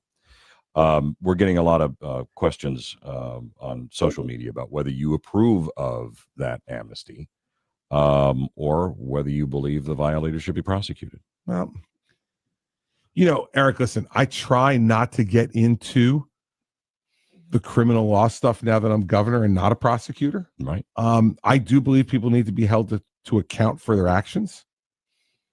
Yet we've had a lot of conversation tonight about expungement of records and giving people a second chance and all the rest of that. In the end, fraud on those kind of programs are bad because it's a waste of taxpayer money. If that money is returned, and people are truly repentant, I'd be willing to consider it. Listen to this language. You piece of crap. Listen to his language. He's saying repent, atone, and all this other nonsense. Right. You peep the language, right? Yeah, I'm peeping this out, man. Like, yo, what are you talking about? Look, and then you're gonna look, and then you're gonna say, you know what he said? He said, I was a prosecutor, now I'm governor, so I don't speak like that anymore. What the hell are you talking about? Yes, you do. This dude act as if, because he was governor, I believe 8 years. Right before Murphy came, he was governor. But if it was in another community, he wouldn't be talking about repenting. Look, this is where I'm so confused right now, Brother Nasir. Look, let me USA real quick. Let me USA. Because look, if I steal money from the bank and give that money and they said, just give it back, I'm still going to jail because I stole it from a bank. So what is the difference between a bank and government benefits? Let me tell you something, bro. Regardless of where you stole that money from, you will be paying that money back. I mean, I understand that they said they want to pay that money. They, that they're going to pay the money back, which is a good thing, but they wouldn't be avoiding prosecution. Put it that way. You would not be avoiding prosecution. Again, you'll be going to prison, and a part of your probation when you get out, parole or whatever, would be restitution. Yeah. You have to pay that money back. Yeah, and then after you pay the money back, maybe 2 years down the line, we can expunge it. You know what I mean? That's what they do to some brothers, after they committed the crime, they did the jail time, completed probation, and now they're trying to do better with themselves. Like, for an example, they're trying to be a football coach. Now we need to get that thing off the record now. Let's expunge that. And so now we can coach football. That's the order of operation from what I know of. But there's nothing wrong with giving, I don't care who it is, giving anybody a second chance after accountability. After accountability. Yeah. Accountability is not just, accountability is just, is above and more than admitting wrongdoing. You know what I'm saying? And accountability is actually receiving your penalty and restitution. And you know what, All of brother? those things. You know, I was thinking, man. I got a lot of time to think, right? And I was thinking about that word you just said, accountability. I can't believe in 2026 we have to speak about accountability. It's almost like when you was a child, you didn't get whoopings. You didn't learn this when you was from 5 to 15. You didn't learn about accountability. And now as adults, we have to talk about accountability like you've never had a bank account.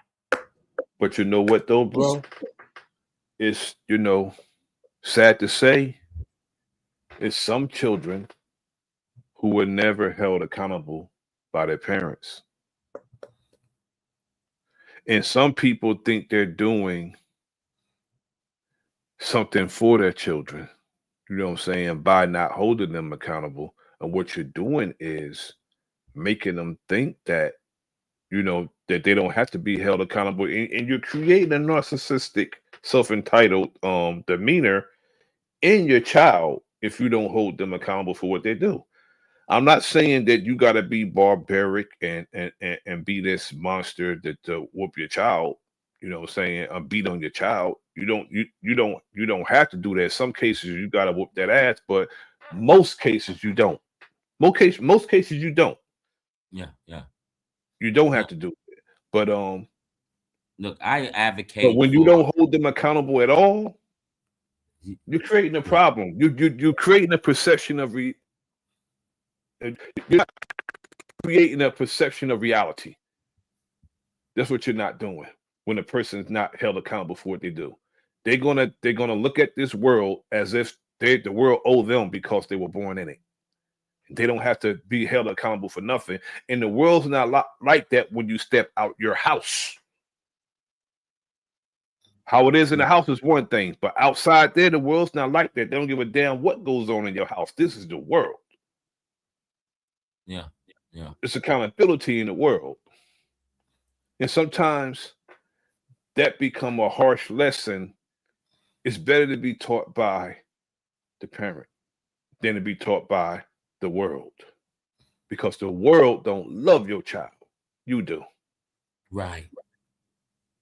I'm an advocate to bring whoopings back. You know what I mean? It got me right. Okay. Look. This is why I'm straight today. This is why I don't cross the line, because I got all of these whoopings. You know, I got all these whoopings. I didn't get many, but the ones that I got worked. I didn't get many. Anybody that knows me would tell you.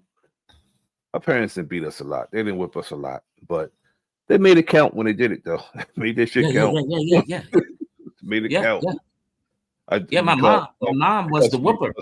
Because if you can remember the ass whooping, that means it was done. What you call it, expeditiously. Look, Brother Nasir. Okay, there was some times where I felt that this is wrong, this is injustice out here. I know you told me to be home, Mom, at 7:30. I came home at 7:35. I don't need a whooping around the coffee table with the belt about 6 times. You know what I mean? That's unjustable. But if I come home with C's and D's and an F, okay, I deserve a whooping. I mean, focus in.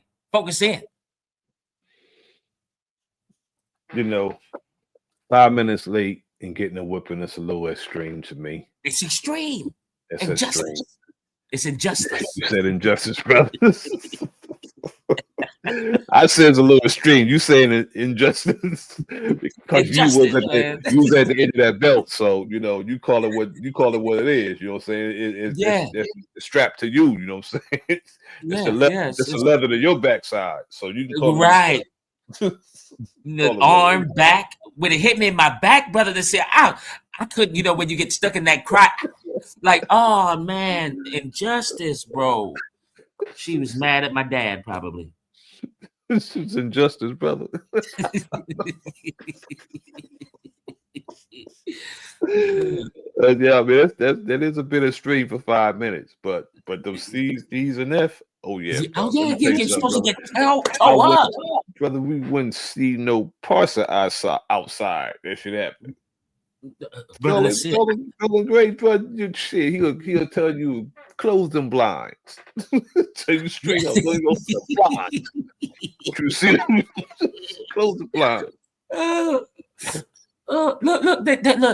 Look, and it worked. Look what they did to me. Look what they did to me, brother Nasir. They said, oh, you got a DNF? Oh, all right. There'll be no more Christmas gifts for you. Oh, do you know what I was going through? Looking at my little brother open up them gifts. I was just like, man, dog, I'm gonna get it together, man. I'm gonna just get it together. I'll tell you all the stuff that these children are afforded today, and some of them and most of the shit they don't deserve because they don't listen to their damn parents. Right. I mean, you will forget. My father would have took that from us. You would have forgot you had one. Facts. He'd have kept it so long because he didn't play. Mom was very disciplinarian, but my father didn't play, man. He didn't play. He'll take that shit from you, put it somewhere, and you forgot you had one. Yeah. Or you want something from me? You think you gonna go in there and play with that damn $500 game that I bought, and you not doing what you're supposed to do? Oh hell no! Hell no! Hell no! And this is what's sad, brother Nasir, that we in 2026 and you know it really hit me because I was thinking like, why is everyone talking about accountability? Like, huh? Like this is so kindergarten. Because nobody's being held accountable when greetings, peace to Mama Chief. Chief. Thanks for tapping in, my sister. When nobody's being held accountable and holding themselves accountable, that's going to be the discussion. When the top executives, who's supposed to be the example of governance in a country, when they behave like children, warmongering thieves, greedy, childish, so-called people of the executive branch, that's no accountability, and nobody holds them accountable. Now, when America's jurisprudence don't hold a man who was convicted of 34 felonies, when they postpone his sentence for 4 years, that's not accountability. America's jurisprudence don't even hold criminals, felons, federal charges.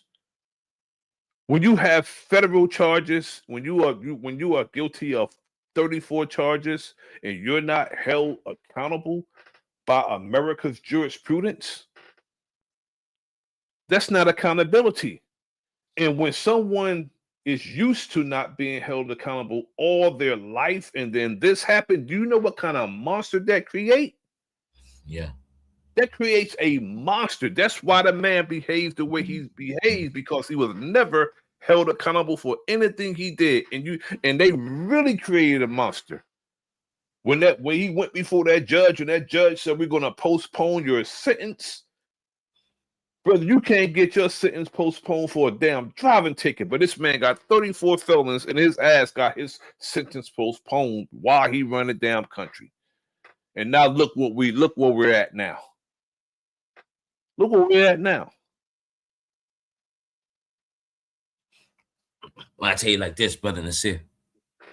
This man on the screen, you right? I don't like this language. What you talking about? Repent. We're not talking no religion here. This got nothing to do with religion. This got nothing to do with race. It's got to do with the law. And the law say you steal, then you must feel. But Chris Christie, he's a slob, man. Always have been. And he's using this language, getting all religious when it comes to a crime, you know, and talking about repenting. It's like, just say you're sorry and we'll forget about it. No, No. no, you can't do that. Just say you're sorry. No, admit you No. did it, accept your punishment, and pay the And we money move. back. Yeah, And pay and the then we money move back. on. Yeah, then That's we it. move on. Yeah, we move Whatever on. happens after that, everything whatever gonna happen had to happen after all that. That's it. Whether Right. you whether you get your record expunged, if you go with a certain amount of time that you're not committing crimes, yeah, give a person a second chance. I don't care who it Yeah, is. yeah, Give them a second yeah, chance. yeah, yeah. But everything has to happen first. Admit wrongdoing, accept your punishment, restitution. As a matter of fact, restitution is a part of the repenting. Pay the money back. Yeah. That's a part Straight of the up. repenting. Straight up. We're not just saying, okay, yeah, I did it, I'm sorry. Nah, bro. You can't No. punch me in the eye, tell my man I'm sorry. My eye's swollen, man. I get to hit you back.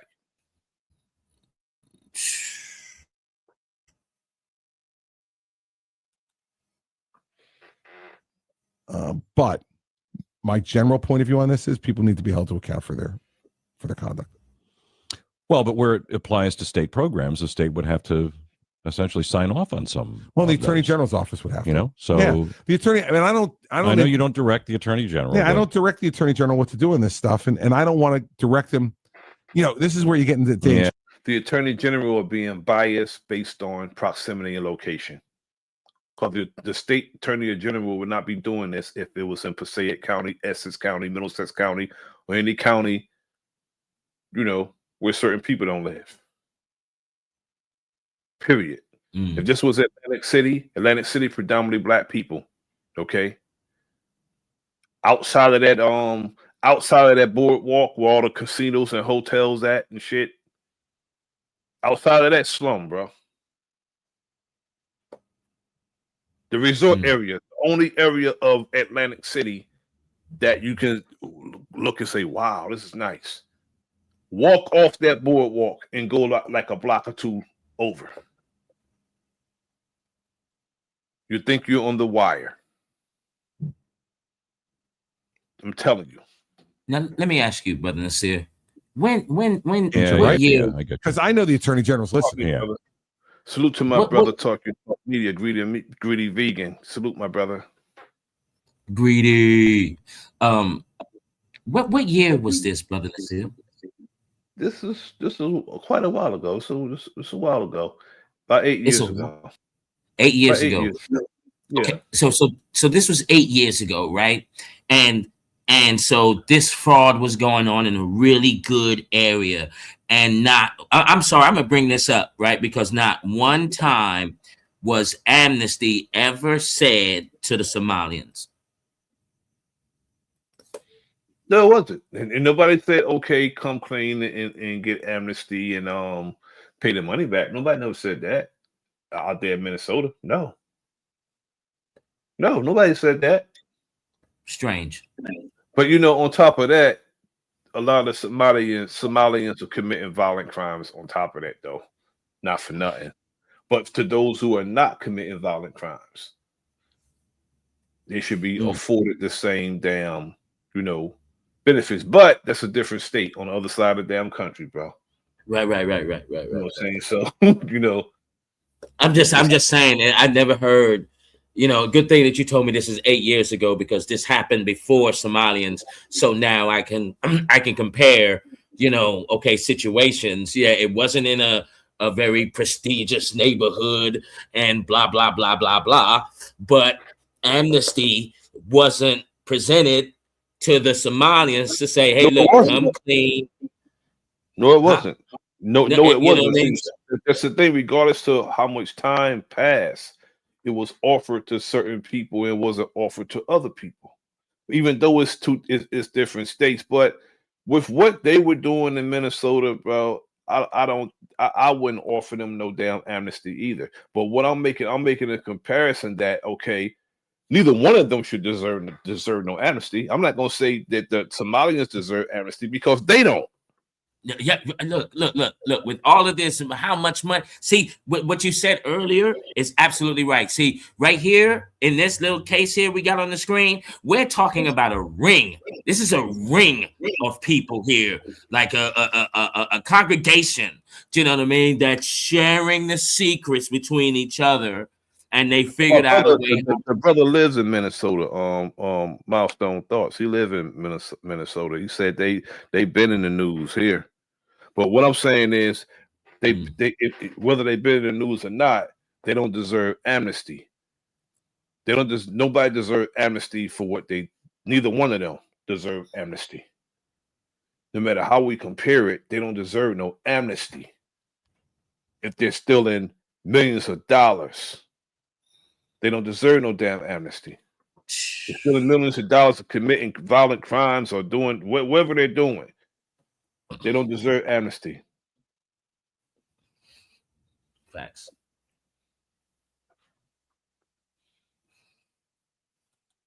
Yeah. So if I say, hey, I'm not directing the attorney general, but you should do this, you know, it starts to get, especially when you're a former prosecutor. Right. You know, your words have more weight than if all you've been is ambassador to Germany. So I understand that. And, you know, so you shouldn't be talking about weight. Hey, look, I gotta be careful about what I say in that regard. No, that's bullshit. That's bull hogwash. Let me tell you why. Say just because you're saying you're a former prosecutor, you what you talking about? You don't have a right. Listen, I'm a former coach. Okay, so if there's another coach out there and he's doing something, I can critique on it and be like, nah, I wouldn't do that. I would do this, or nah, I would put this person over there. So as a former prosecutor, you have the right to say, nah, man, I think you should do this. I mean, this is what I would do. And, you know, you get to criticize because you was a former prosecutor. Now, check this out. The Chicago PD tactical team members stripped of powers during deposition over traffic stop. Turn search. See, they feel like they can stop you. It's traffic. Instead of just giving you your ticket or what have you, they want to search. The attorneys for Chicago drivers tell the I-Team what happened on Friday was an unprecedented and unusual development. For more than a year, the I-Team has been investigating a Chicago police team accused of unlawful. Salute, peace to my good brother Smoke Signal. Thanks for joining, brother. Salute to you. Lawfully searching drivers. Some have taken the city to court. And in a deposition for one of those cases last week, an officer was abruptly removed and escorted to police headquarters, where supervisors took his service weapon and badge. No one had ever seen anything like this before. For nearly 20 years, attorney Jordan Marsh worked for the city of Chicago, representing Chicago police officers in court. But today, he's on the other side, representing drivers suing Chicago police. Can you imagine a cop being deposed? Okay, that means he's being questioned by rank and file. You know, his rank. You know, his superior officers and sometimes lawyers. More than likely, it was a lawyer, because these drivers were suing him and suing the department. So they deposed him. Can you imagine? He just walked out the deposition. During the deposition, he felt that self-entitled and like he's supposed to get covered. He walked out the deposition. So they followed him. It took everything from him. Police powers, they took their shit off him. After years of litigation, some of those officers have now been pulled off the street. They're not going to be able to pull anyone over. They're not going to be able to harass anyone. They're not going to be able to profile anyone. So that's positive. As the I-Team previously reported, Marsh represents 12 people who have sued the city over traffic stops turned searches by one group of Chicago officers, the 1863 Tactical Team. Members of the team have been accused of misconduct in more than 100 complaints filed with the civilian. I guess they confused about what year it is. 1863. They're acting like they in Office 1863. of Police Accountability, or COPA. Come on out, we'll rip you out. The 1863 team is made up of a sergeant and 7 officers. But since our reporting started last year, the team's sergeant has been reassigned. And now 5 officers have been relieved of police powers, meaning they must surrender their service weapon and badge. I'm being respectful. This is Officer Richard Rodriguez Jr., the most recent 1863 member to be stripped. Calm down. I'm calm. Body camera video of a 2023 traffic stop. See, a lot of these dudes that come over here, or when they get their badge, their name could be Sanchez, Rodriguez, Santiago, but them dudes don't, because they consider themselves white. They become white because really that's the American dream to people that come here. They come here to be white.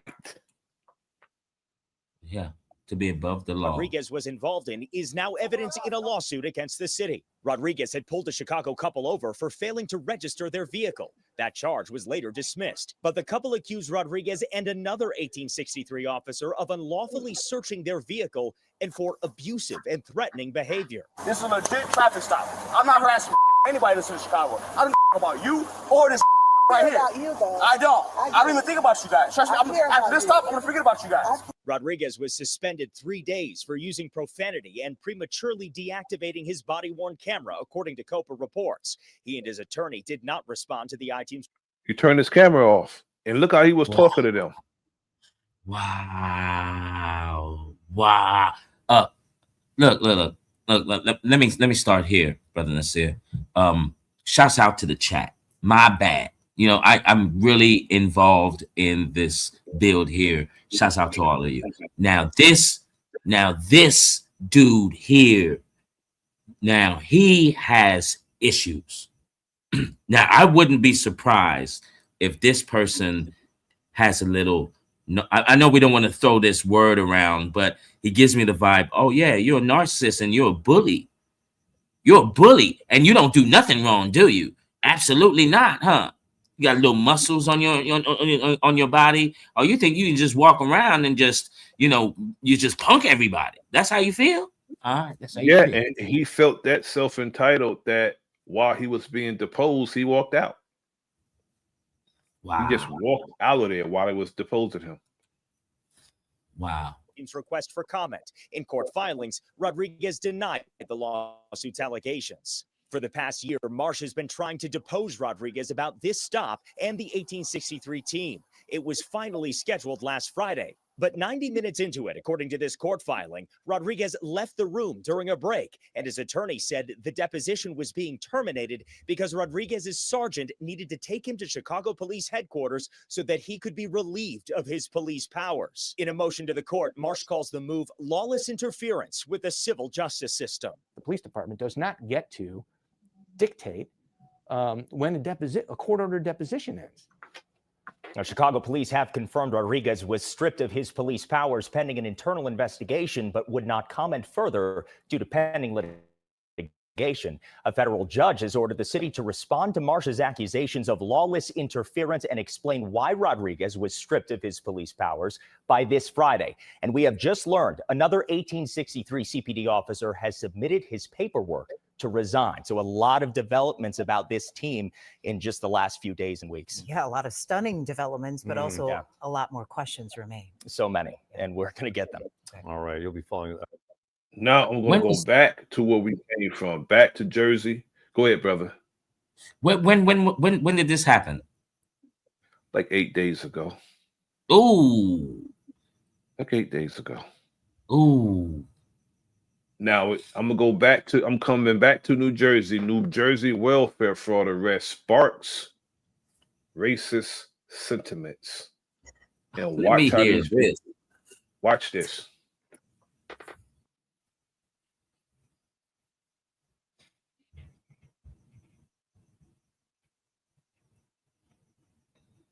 Talking about self-entitled.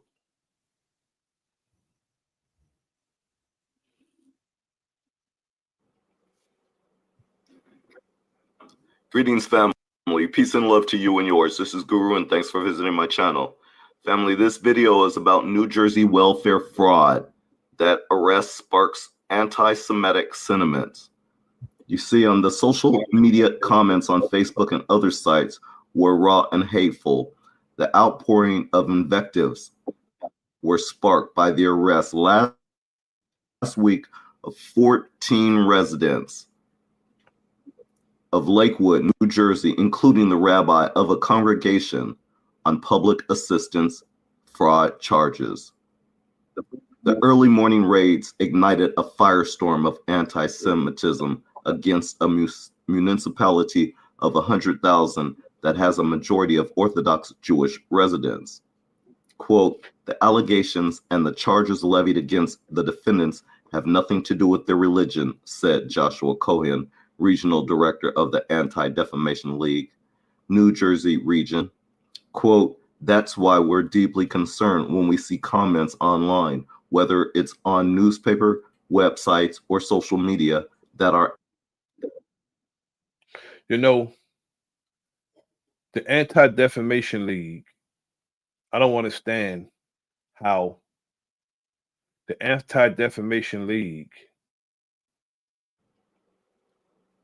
hold on. Greetings, family. The Anti-Defamation League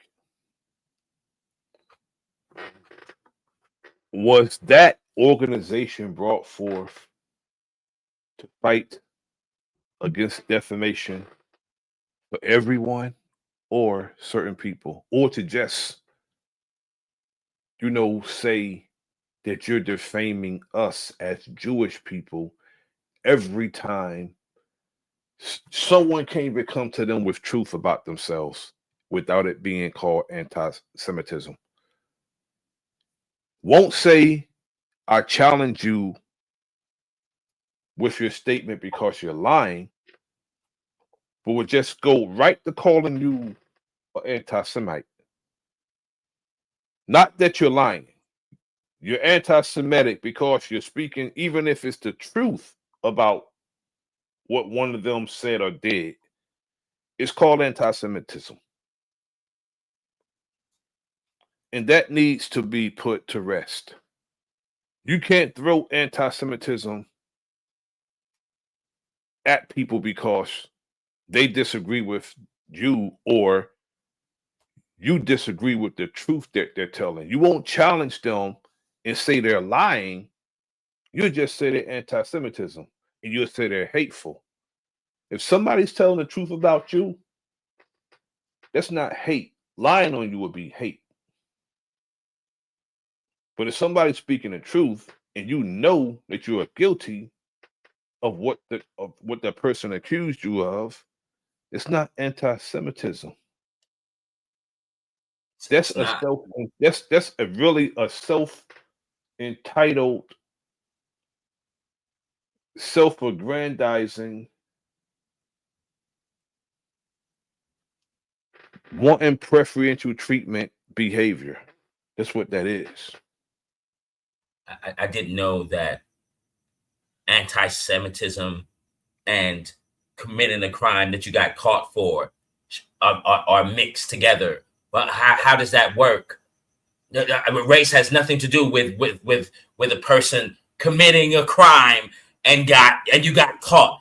Where does anti-Semitism come in? I don't understand this. I'm so confused that word should not even be used at all. It's used so often when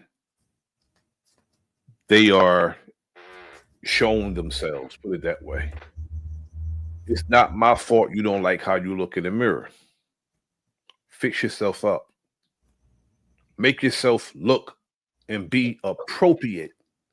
Perhaps you'll like the way you look. But when somebody come to you and tell you that your tie is not tied right, you fix your tie. You don't say you're anti-Semitic because I'll point out something. And it's crazy.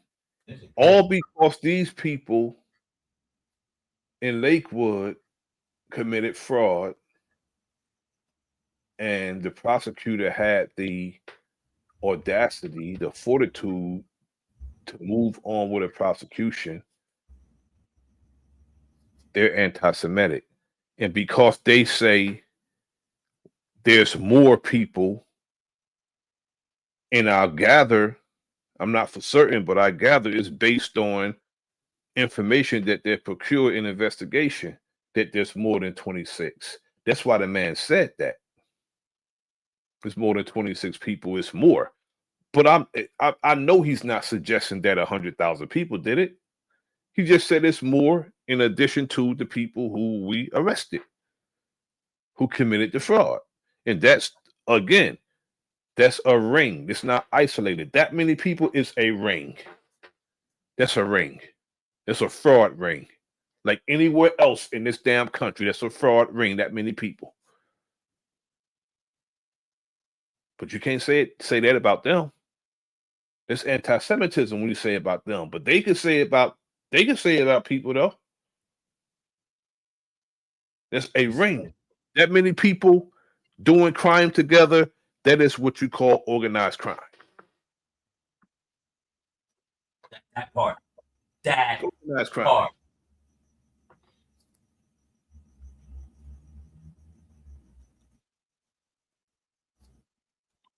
Peace and love. Lakewood, New Jersey, including the rabbi of a congregation on public assistance fraud charges. The early morning raids ignited a firestorm of anti-Semitism against a municipality of 100,000 that has a majority of Orthodox Jewish residents. Quote, the allegations and the charges levied against the defendants have nothing to do with their religion, said Joshua Cohen, regional director of the Anti-Defamation League, New Jersey region. Quote, that's why we're deeply concerned when we see comments online, whether it's on newspaper, websites, or social media that are anti-Semitic, unquote. Well, I'm gonna stop right there and just say, it's really ironic how the Anti-Defamation League and others will speak loudly when people say things about them. But when it's said about other people, they are silent as church mouses. If it's the Anti-Defamation League, they should be coming out in droves when anyone's credibility, when anyone's reputation is defamed. If it's the Anti-Defamation League, if you are anti-defamation, anyone who is being defamed should be able to call you and you defend them. If that's what it is. But let's continue. The hate speech moved off the internet and into the streets. Go ahead, my brother. You know, this pattern I'm seeing, you know, this pattern of police officers and how they discipline people, how we can see here Jewish people are treated in a different manner, and it's another group of people, a real big organization. This pattern, this slap on the wrist. Look, long story short, America's been infiltrated all the way through. There's no ifs, ands, or buts about it. You know, it's not a doubt for me. You know, just watching this right here, triple confirms that, hey, man, we've been compromised, you know what I mean, infiltrated, and hopefully, I don't like to use the word hopefully at all, Brother Nasir, you know what I mean, but this thing got to clean up all the way through. Yeah, I agree. Got to clean up. Has to clean that up, brother. I mean, I strongly agree with that. People need to be held accountable regardless. And you can't say because people are holding you accountable that they hate you because you are made to obey the same rules and laws to everybody else. That's not anti-Semitism. No, it's not. Anti-Semitism would be hate spewed towards you. Hate is you have to distinguish being held accountable from hate. The two are not the same. Somebody Amen. called you out for your transgressions against law or against any people, your unfair treatment of people, and your attitude. You got to call out that selfish ass attitude. And because somebody call out that selfish attitude, that self entitlement, that you want to be, you're so damn you're so into yourself, you're so self-aggrandizing that you don't consider the needs or feelings of other people. And somebody call that out, or you're anti-Semite, you're anti-Semite. Yeah. Yeah. Especially if you're telling the truth about that person. Now, if you're not telling the truth about that person, the very first thing they can say is that's not true, that's a lie. That's not how I am. But if your answer to somebody calling you out is you're anti-Semite, you don't want to be held accountable. Oh, they not going like me. Oh, a lot of people are not going like me because that's all I do, man, is tell the truth. What's wrong with that? What is wrong with telling the truth about issues that our society is going through? If we can't tell the truth, kiss humanity and America goodbye, as you can obviously see right now. That's the truth. It's wild. Now I'm gonna move along from this. Now I'm gonna go down to Baltimore. All right, what you got down in Baltimore now? What you got down there? What you got? I have to leave you with this, brother. Okay.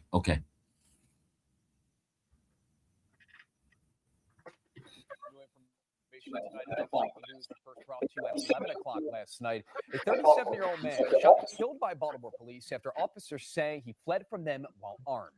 And his family identifying him tonight as 37-year-old Dwight Hawkins, calling out the police department now.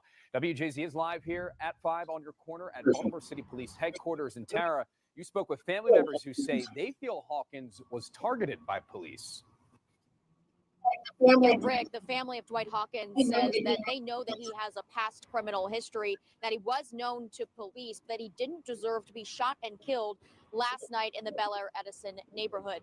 Now, we did just hear from the Attorney General's office that 2 officers fired their service weapons at Hawkins and that a handgun was recovered near Hawkins when he was on the ground there near Bel Air Road. This was all caught on Ring doorbell camera. A warning, the video you're about to see may be disturbing to some viewers.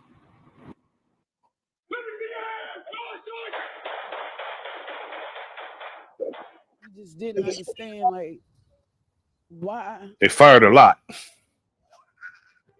They overkilled him like that. Baltimore City Police say a 37-year-old man was fatally shot by officers in Bel Air Edison Tuesday night because he was armed and running from police. 2892 firearms, 16 rounds.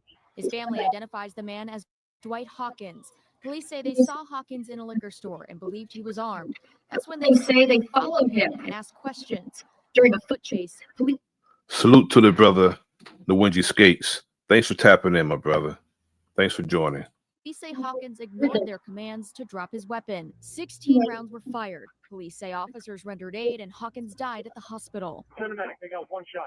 This is another incident where if they would have just simply complied and put the gun down, we wouldn't be having this press conference. But the individual continued running with the gun in his hand.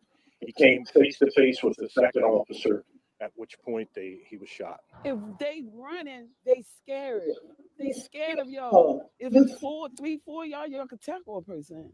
Y'all could tase a person. You don't have to overkill a person. You don't have to shoot a person 16 times. Allegedly, if he did have a gun, the video shows he never pulled it out. He never pointed it. The Hawkins family says while he has a... Now, that is a good point.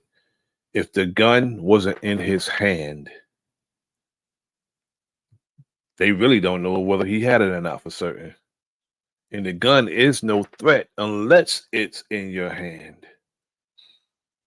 If they shot him and that gun was just snarled in his back or his waistband or something, he wasn't a threat. He was just running. And the body camera will show us this you know, if they ever release it. Because if he didn't have that gun in his hand, there was no reason to shoot him whatsoever.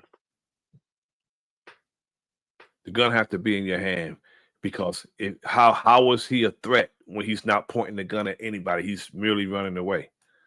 It's not a threat at that point.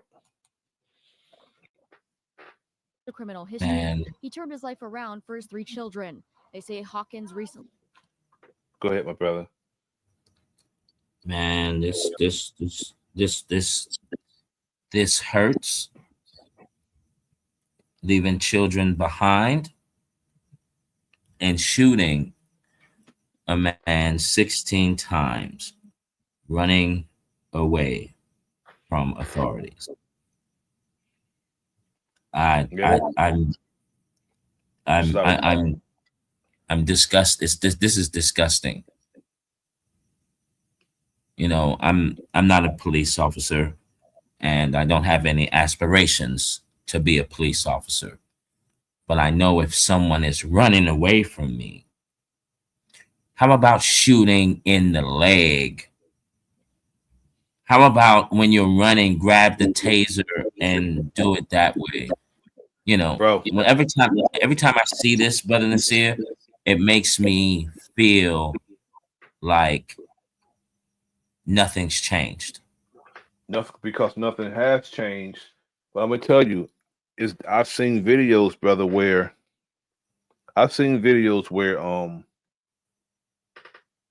people have a particular, but go there. White boy stabbed a cop in the neck, stabbed him in the neck, and ran. He ran. The cop said, "Stop, stop." Kept saying, "Stop," repeatedly, "Stop." The cop put his gun back in his holster and pulled out his taser and tased him. Didn't shoot him, tased him. He put his gun away and pulled his taser out and tased him. So they do have the training. They do. And they have compassion for those who are mentally challenged. They just don't have it when it comes to certain people. You stab someone in the neck, you shoot that person. But he didn't, the young man had mental issues and he treated him accordingly, but it wouldn't have gone that way if it was one of us. He wouldn't have gotten that far if it was one of us. Now this is wild, man. Like this, man, I don't like seeing shit like this. I mean, I mean, brother, it's the saying, the more things change, the more things stay the same. Man. Recently moved out of Baltimore City to Hagerstown and had a steady job at a hotel in downtown Baltimore. His family believes he was targeted by police because of his past. And I'm not saying that we was the perfect family or he was the perfect child. We all have a past. He did have a past, but it was about change. They did not have to gun him down the way they did. The family says they want more answers from police and are hoping they change their tactics moving forward. We need justice, and it's not right. And Baltimore City Police says that Hawkins has a lengthy criminal history, including felony charges, and that has precluded him from owning a firearm. He was not legally allowed to be possessing any sort of weapon. Baltimore City Police also telling us the involved officers now on administrative leave. The Attorney General's office is. Let me tell you something. It really don't matter. Salute, peace to my brother. Peace to my brother P. Moses. Thanks for tapping in. It really don't matter what kind of record one of us has if the police shoot us. You can have the best record. They are going to defame your character regardless. They're going to defame your character. They're not going to say, well, this guy we shot was an upstanding citizen. They're not gonna say that shit, man. They're gonna find something. Well, he stole a pack of now-and-laters when he was in the 3rd grade. That type of shit. They'll go all the way back. He stole the Snickers at the bodega in the past. They'll go all the way back, and they'll find something incriminating to put on you. They're not going to say you was an upstanding citizen. They're going to try to find something incriminating on you. If they got to make it up, they're going to find something to justify them committing murder. Yeah, man, that right there, man. Even if you're mentally challenged, and they still gonna do what they do. But as you said, the story about the guy stabbing the police officer in the neck, and then the dude puts away his gun and then grabs his taser. Like, Let me tell you something, bro. Last year, we had a Hispanic female on one side of town, okay, in my city. She had a knife, and she was, there was a standoff, 2-hour standoff. They took her into custody. On the other side of town, they went into a senior building, and they encountered a woman with a mental illness. They didn't encounter her, they lured her. They were antagonizing her outside of her door. The police were antagonizing her outside of her door. Somebody called the police and said someone's in the hall with a knife. The woman's inside her apartment, and not only that, the woman had mental illnesses. In the senior building, they have social workers, then they have security. Nobody told those cops that this woman had a mental illness. They antagonized her to the point that she came outside with the knife. Hispanic officer told the sergeant on the scene, it's on a body camera. You can find a body camera. We draw her outside. When she come outside, I'm going to shoot her. That's what he said. The sergeant didn't think to say we're not doing that. And I know this dude personal. Went to school with him. The sergeant. I'm older than him, but he probably good 58 years old. But he didn't think to say, no, we're not doing that. When she came outside, maced her, tased her, hit her, dude just drew his pistol. Mexican dude just drew his pistol and just shot her like he was shooting into the goddamn silhouette at the range.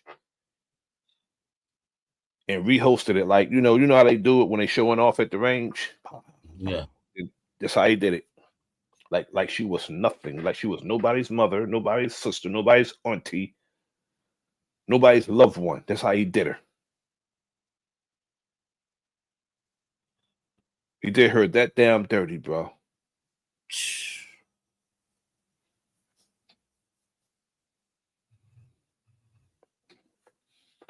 And that shit was damn crazy, bro. He did her that damn dirty. Man, see, man, that's why cops should be from that community and city, at least be from the state, so you can have somewhat of compassion, and you're gonna know some people, you won't be so harsh and cold-blooded. But I do understand one thing though, especially out here in LA, and Tupac said it. A lot of people know it. It's a gang. So yeah, definitely a gang, bro. So definitely a gang, brother T.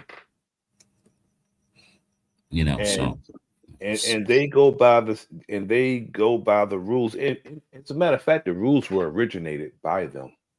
See, a lot of our people don't even realize. See, You can't call the one who got played by COINTELPRO.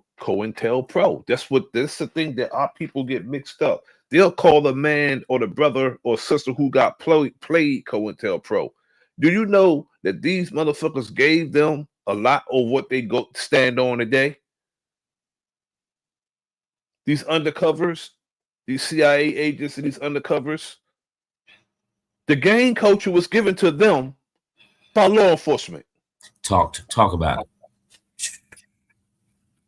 Calling each other rats and snitches and stuff. That's some law enforcement shit. They live the same damn way and by the same code.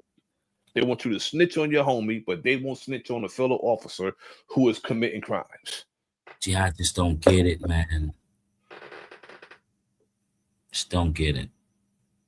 I mean, I do. Everything that gang members stand on to this day was given to them by law enforcement. Man, everything, and they only and they will still stand on it and fight on that damn lie, because these so-called gangs was not gangs. They were organizations, vanguard of our community, protecting the people. They were made gangs. I can't understand how that won't piss somebody off when they find that shit out, man. That they've been played that way. But a lot of us will say this person is this person is that. No, you can't call the brother who got played COINTELPRO. He got played by COINTELPRO. Yeah. And what messes me up is that, you know, especially out here, look, shouts out to all the gangs and all of that, but who taught you these Mason hand signs? Who gave these signs to you? Well, maybe the fraternal order of police, perhaps. There's a goddamn fraternity anyway. You know, these secret societies, man, I'm telling you, man. You know, I see it like this, bro. We need to go accordingly. Some of us should have never been allowed to listen to conspiracy tapes or none of the secret society occultic stuff, because we don't understand. Because if we know about it, the shit's no secret. So we should go accordingly to what we know about them. And don't hold on to anything that they gave us or what they will offer us. A lot of us will call each other. Do you know a lot of this stuff is done for us to look at each other with suspicion? Yeah. They want us to be suspicious of each other, and it's working. It's working. Like a charm. Because the first thing they do is call one of us an agent or somebody doing something, standing and acting on behalf of our people. They'll call them Boule, or they'll call them COINTELPRO. A lot of them don't even know what COINTELPRO is. They heard somebody else say it, and they just walking around here running their mouth about something they don't even understand. It's counterintelligence. If you know what counter is, you throw a hook, I counter that shit. I slip it and counter it. That's what countering is. Counterintelligence. That means whatever intelligence that we gather, they counter it. That means that while we're sleeping, they're up in think tanks on how to counter our intelligence, how to keep us suspicious of each other, how to keep us apart and keep us from working with each other.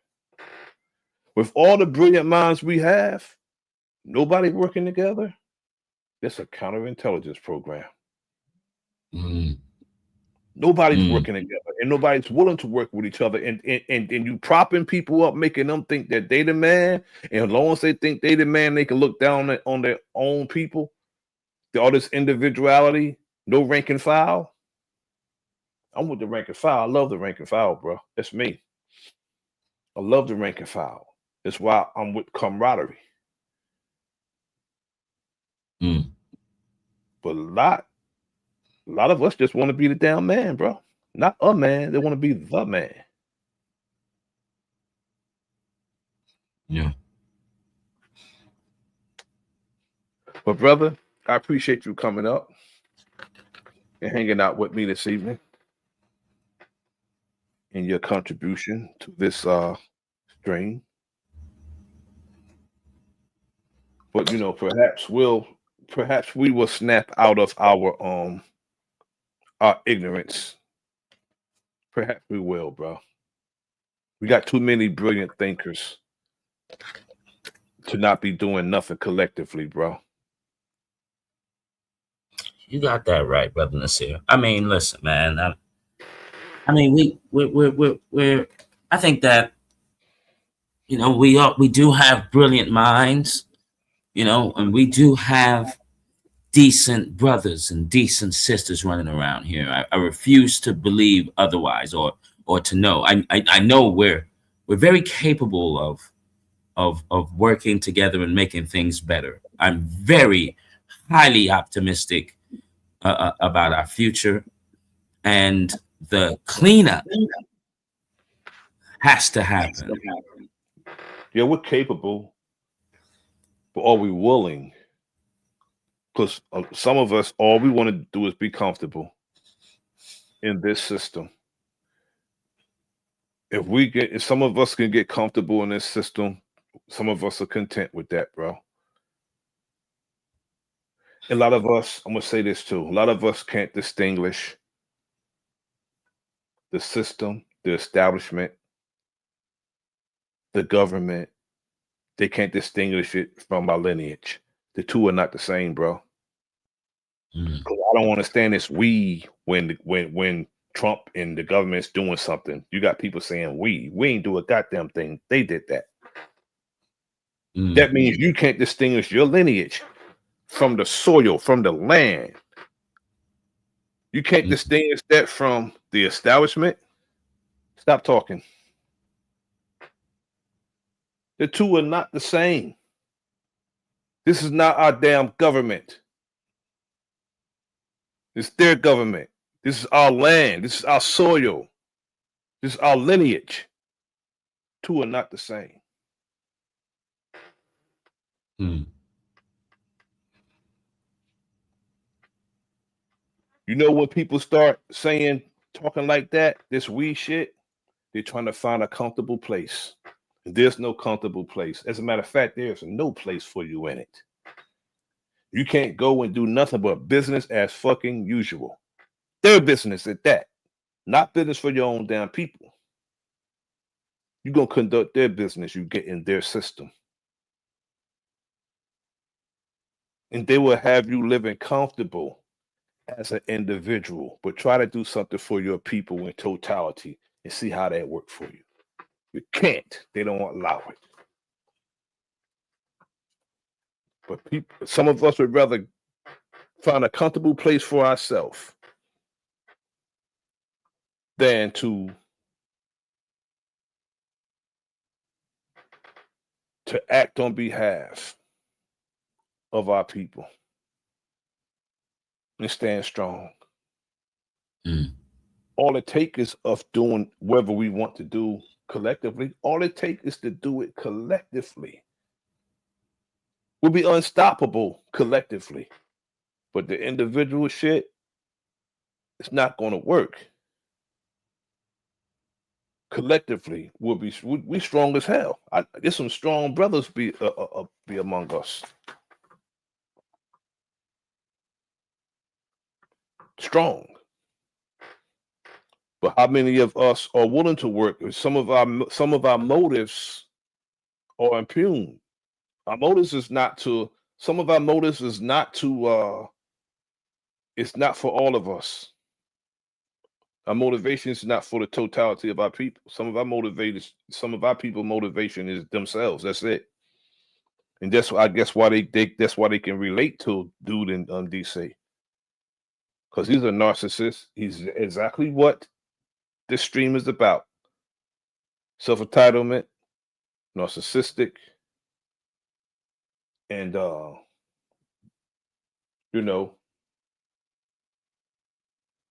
wanting special treatment. That's why some of them can relate to him. But you know, I don't know what it's going to take for us to realize that we have to do things collectively.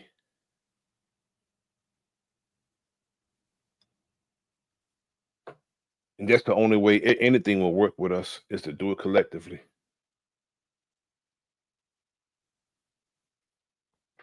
Again, my brother, I appreciate you coming through.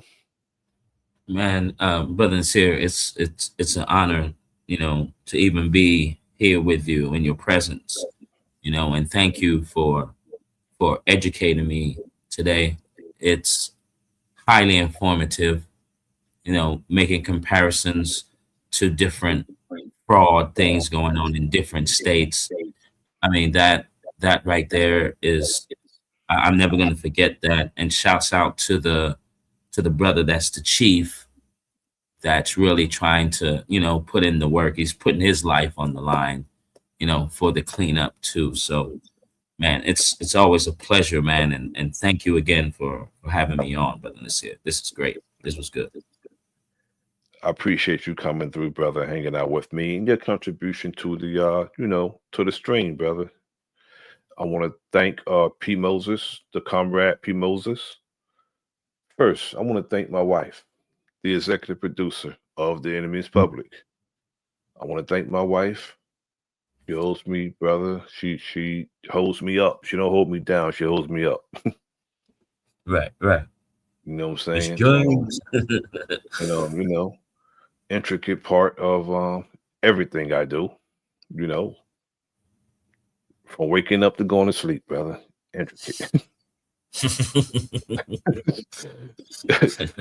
To my brother P. Moses, my brother the Wingy Skates, my brother Milestone Thoughts, Big Dog Philly OG, Greedy Vegan, Smoke Signal. Let me see, Mama Chief, Voodoo Child. Didn't even know my good brother was in the chat. Much love to you, brother. Voodoo Child, Straight Smoke. Didn't know he was in it either. Bronze Flat Power Guy. I wasn't even looking at the chat, you know. And but thank the brother for coming through. Didn't know that.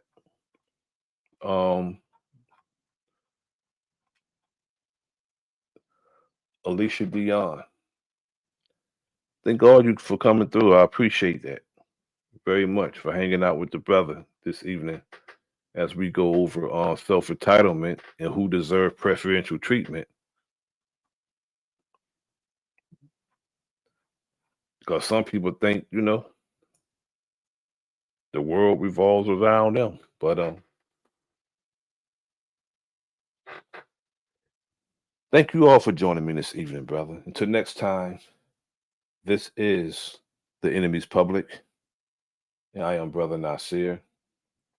Like, share, subscribe. Leave a comment in the comment section. Peace.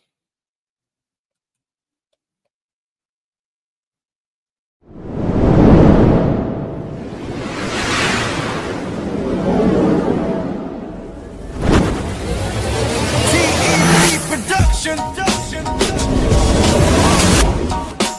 Giving out instruction. Hey. I just keep it intact. This is a fact, right and exact. I won't step back. Admiration is the feeling that inspires your brain to make you gain self-knowledge, not go insane.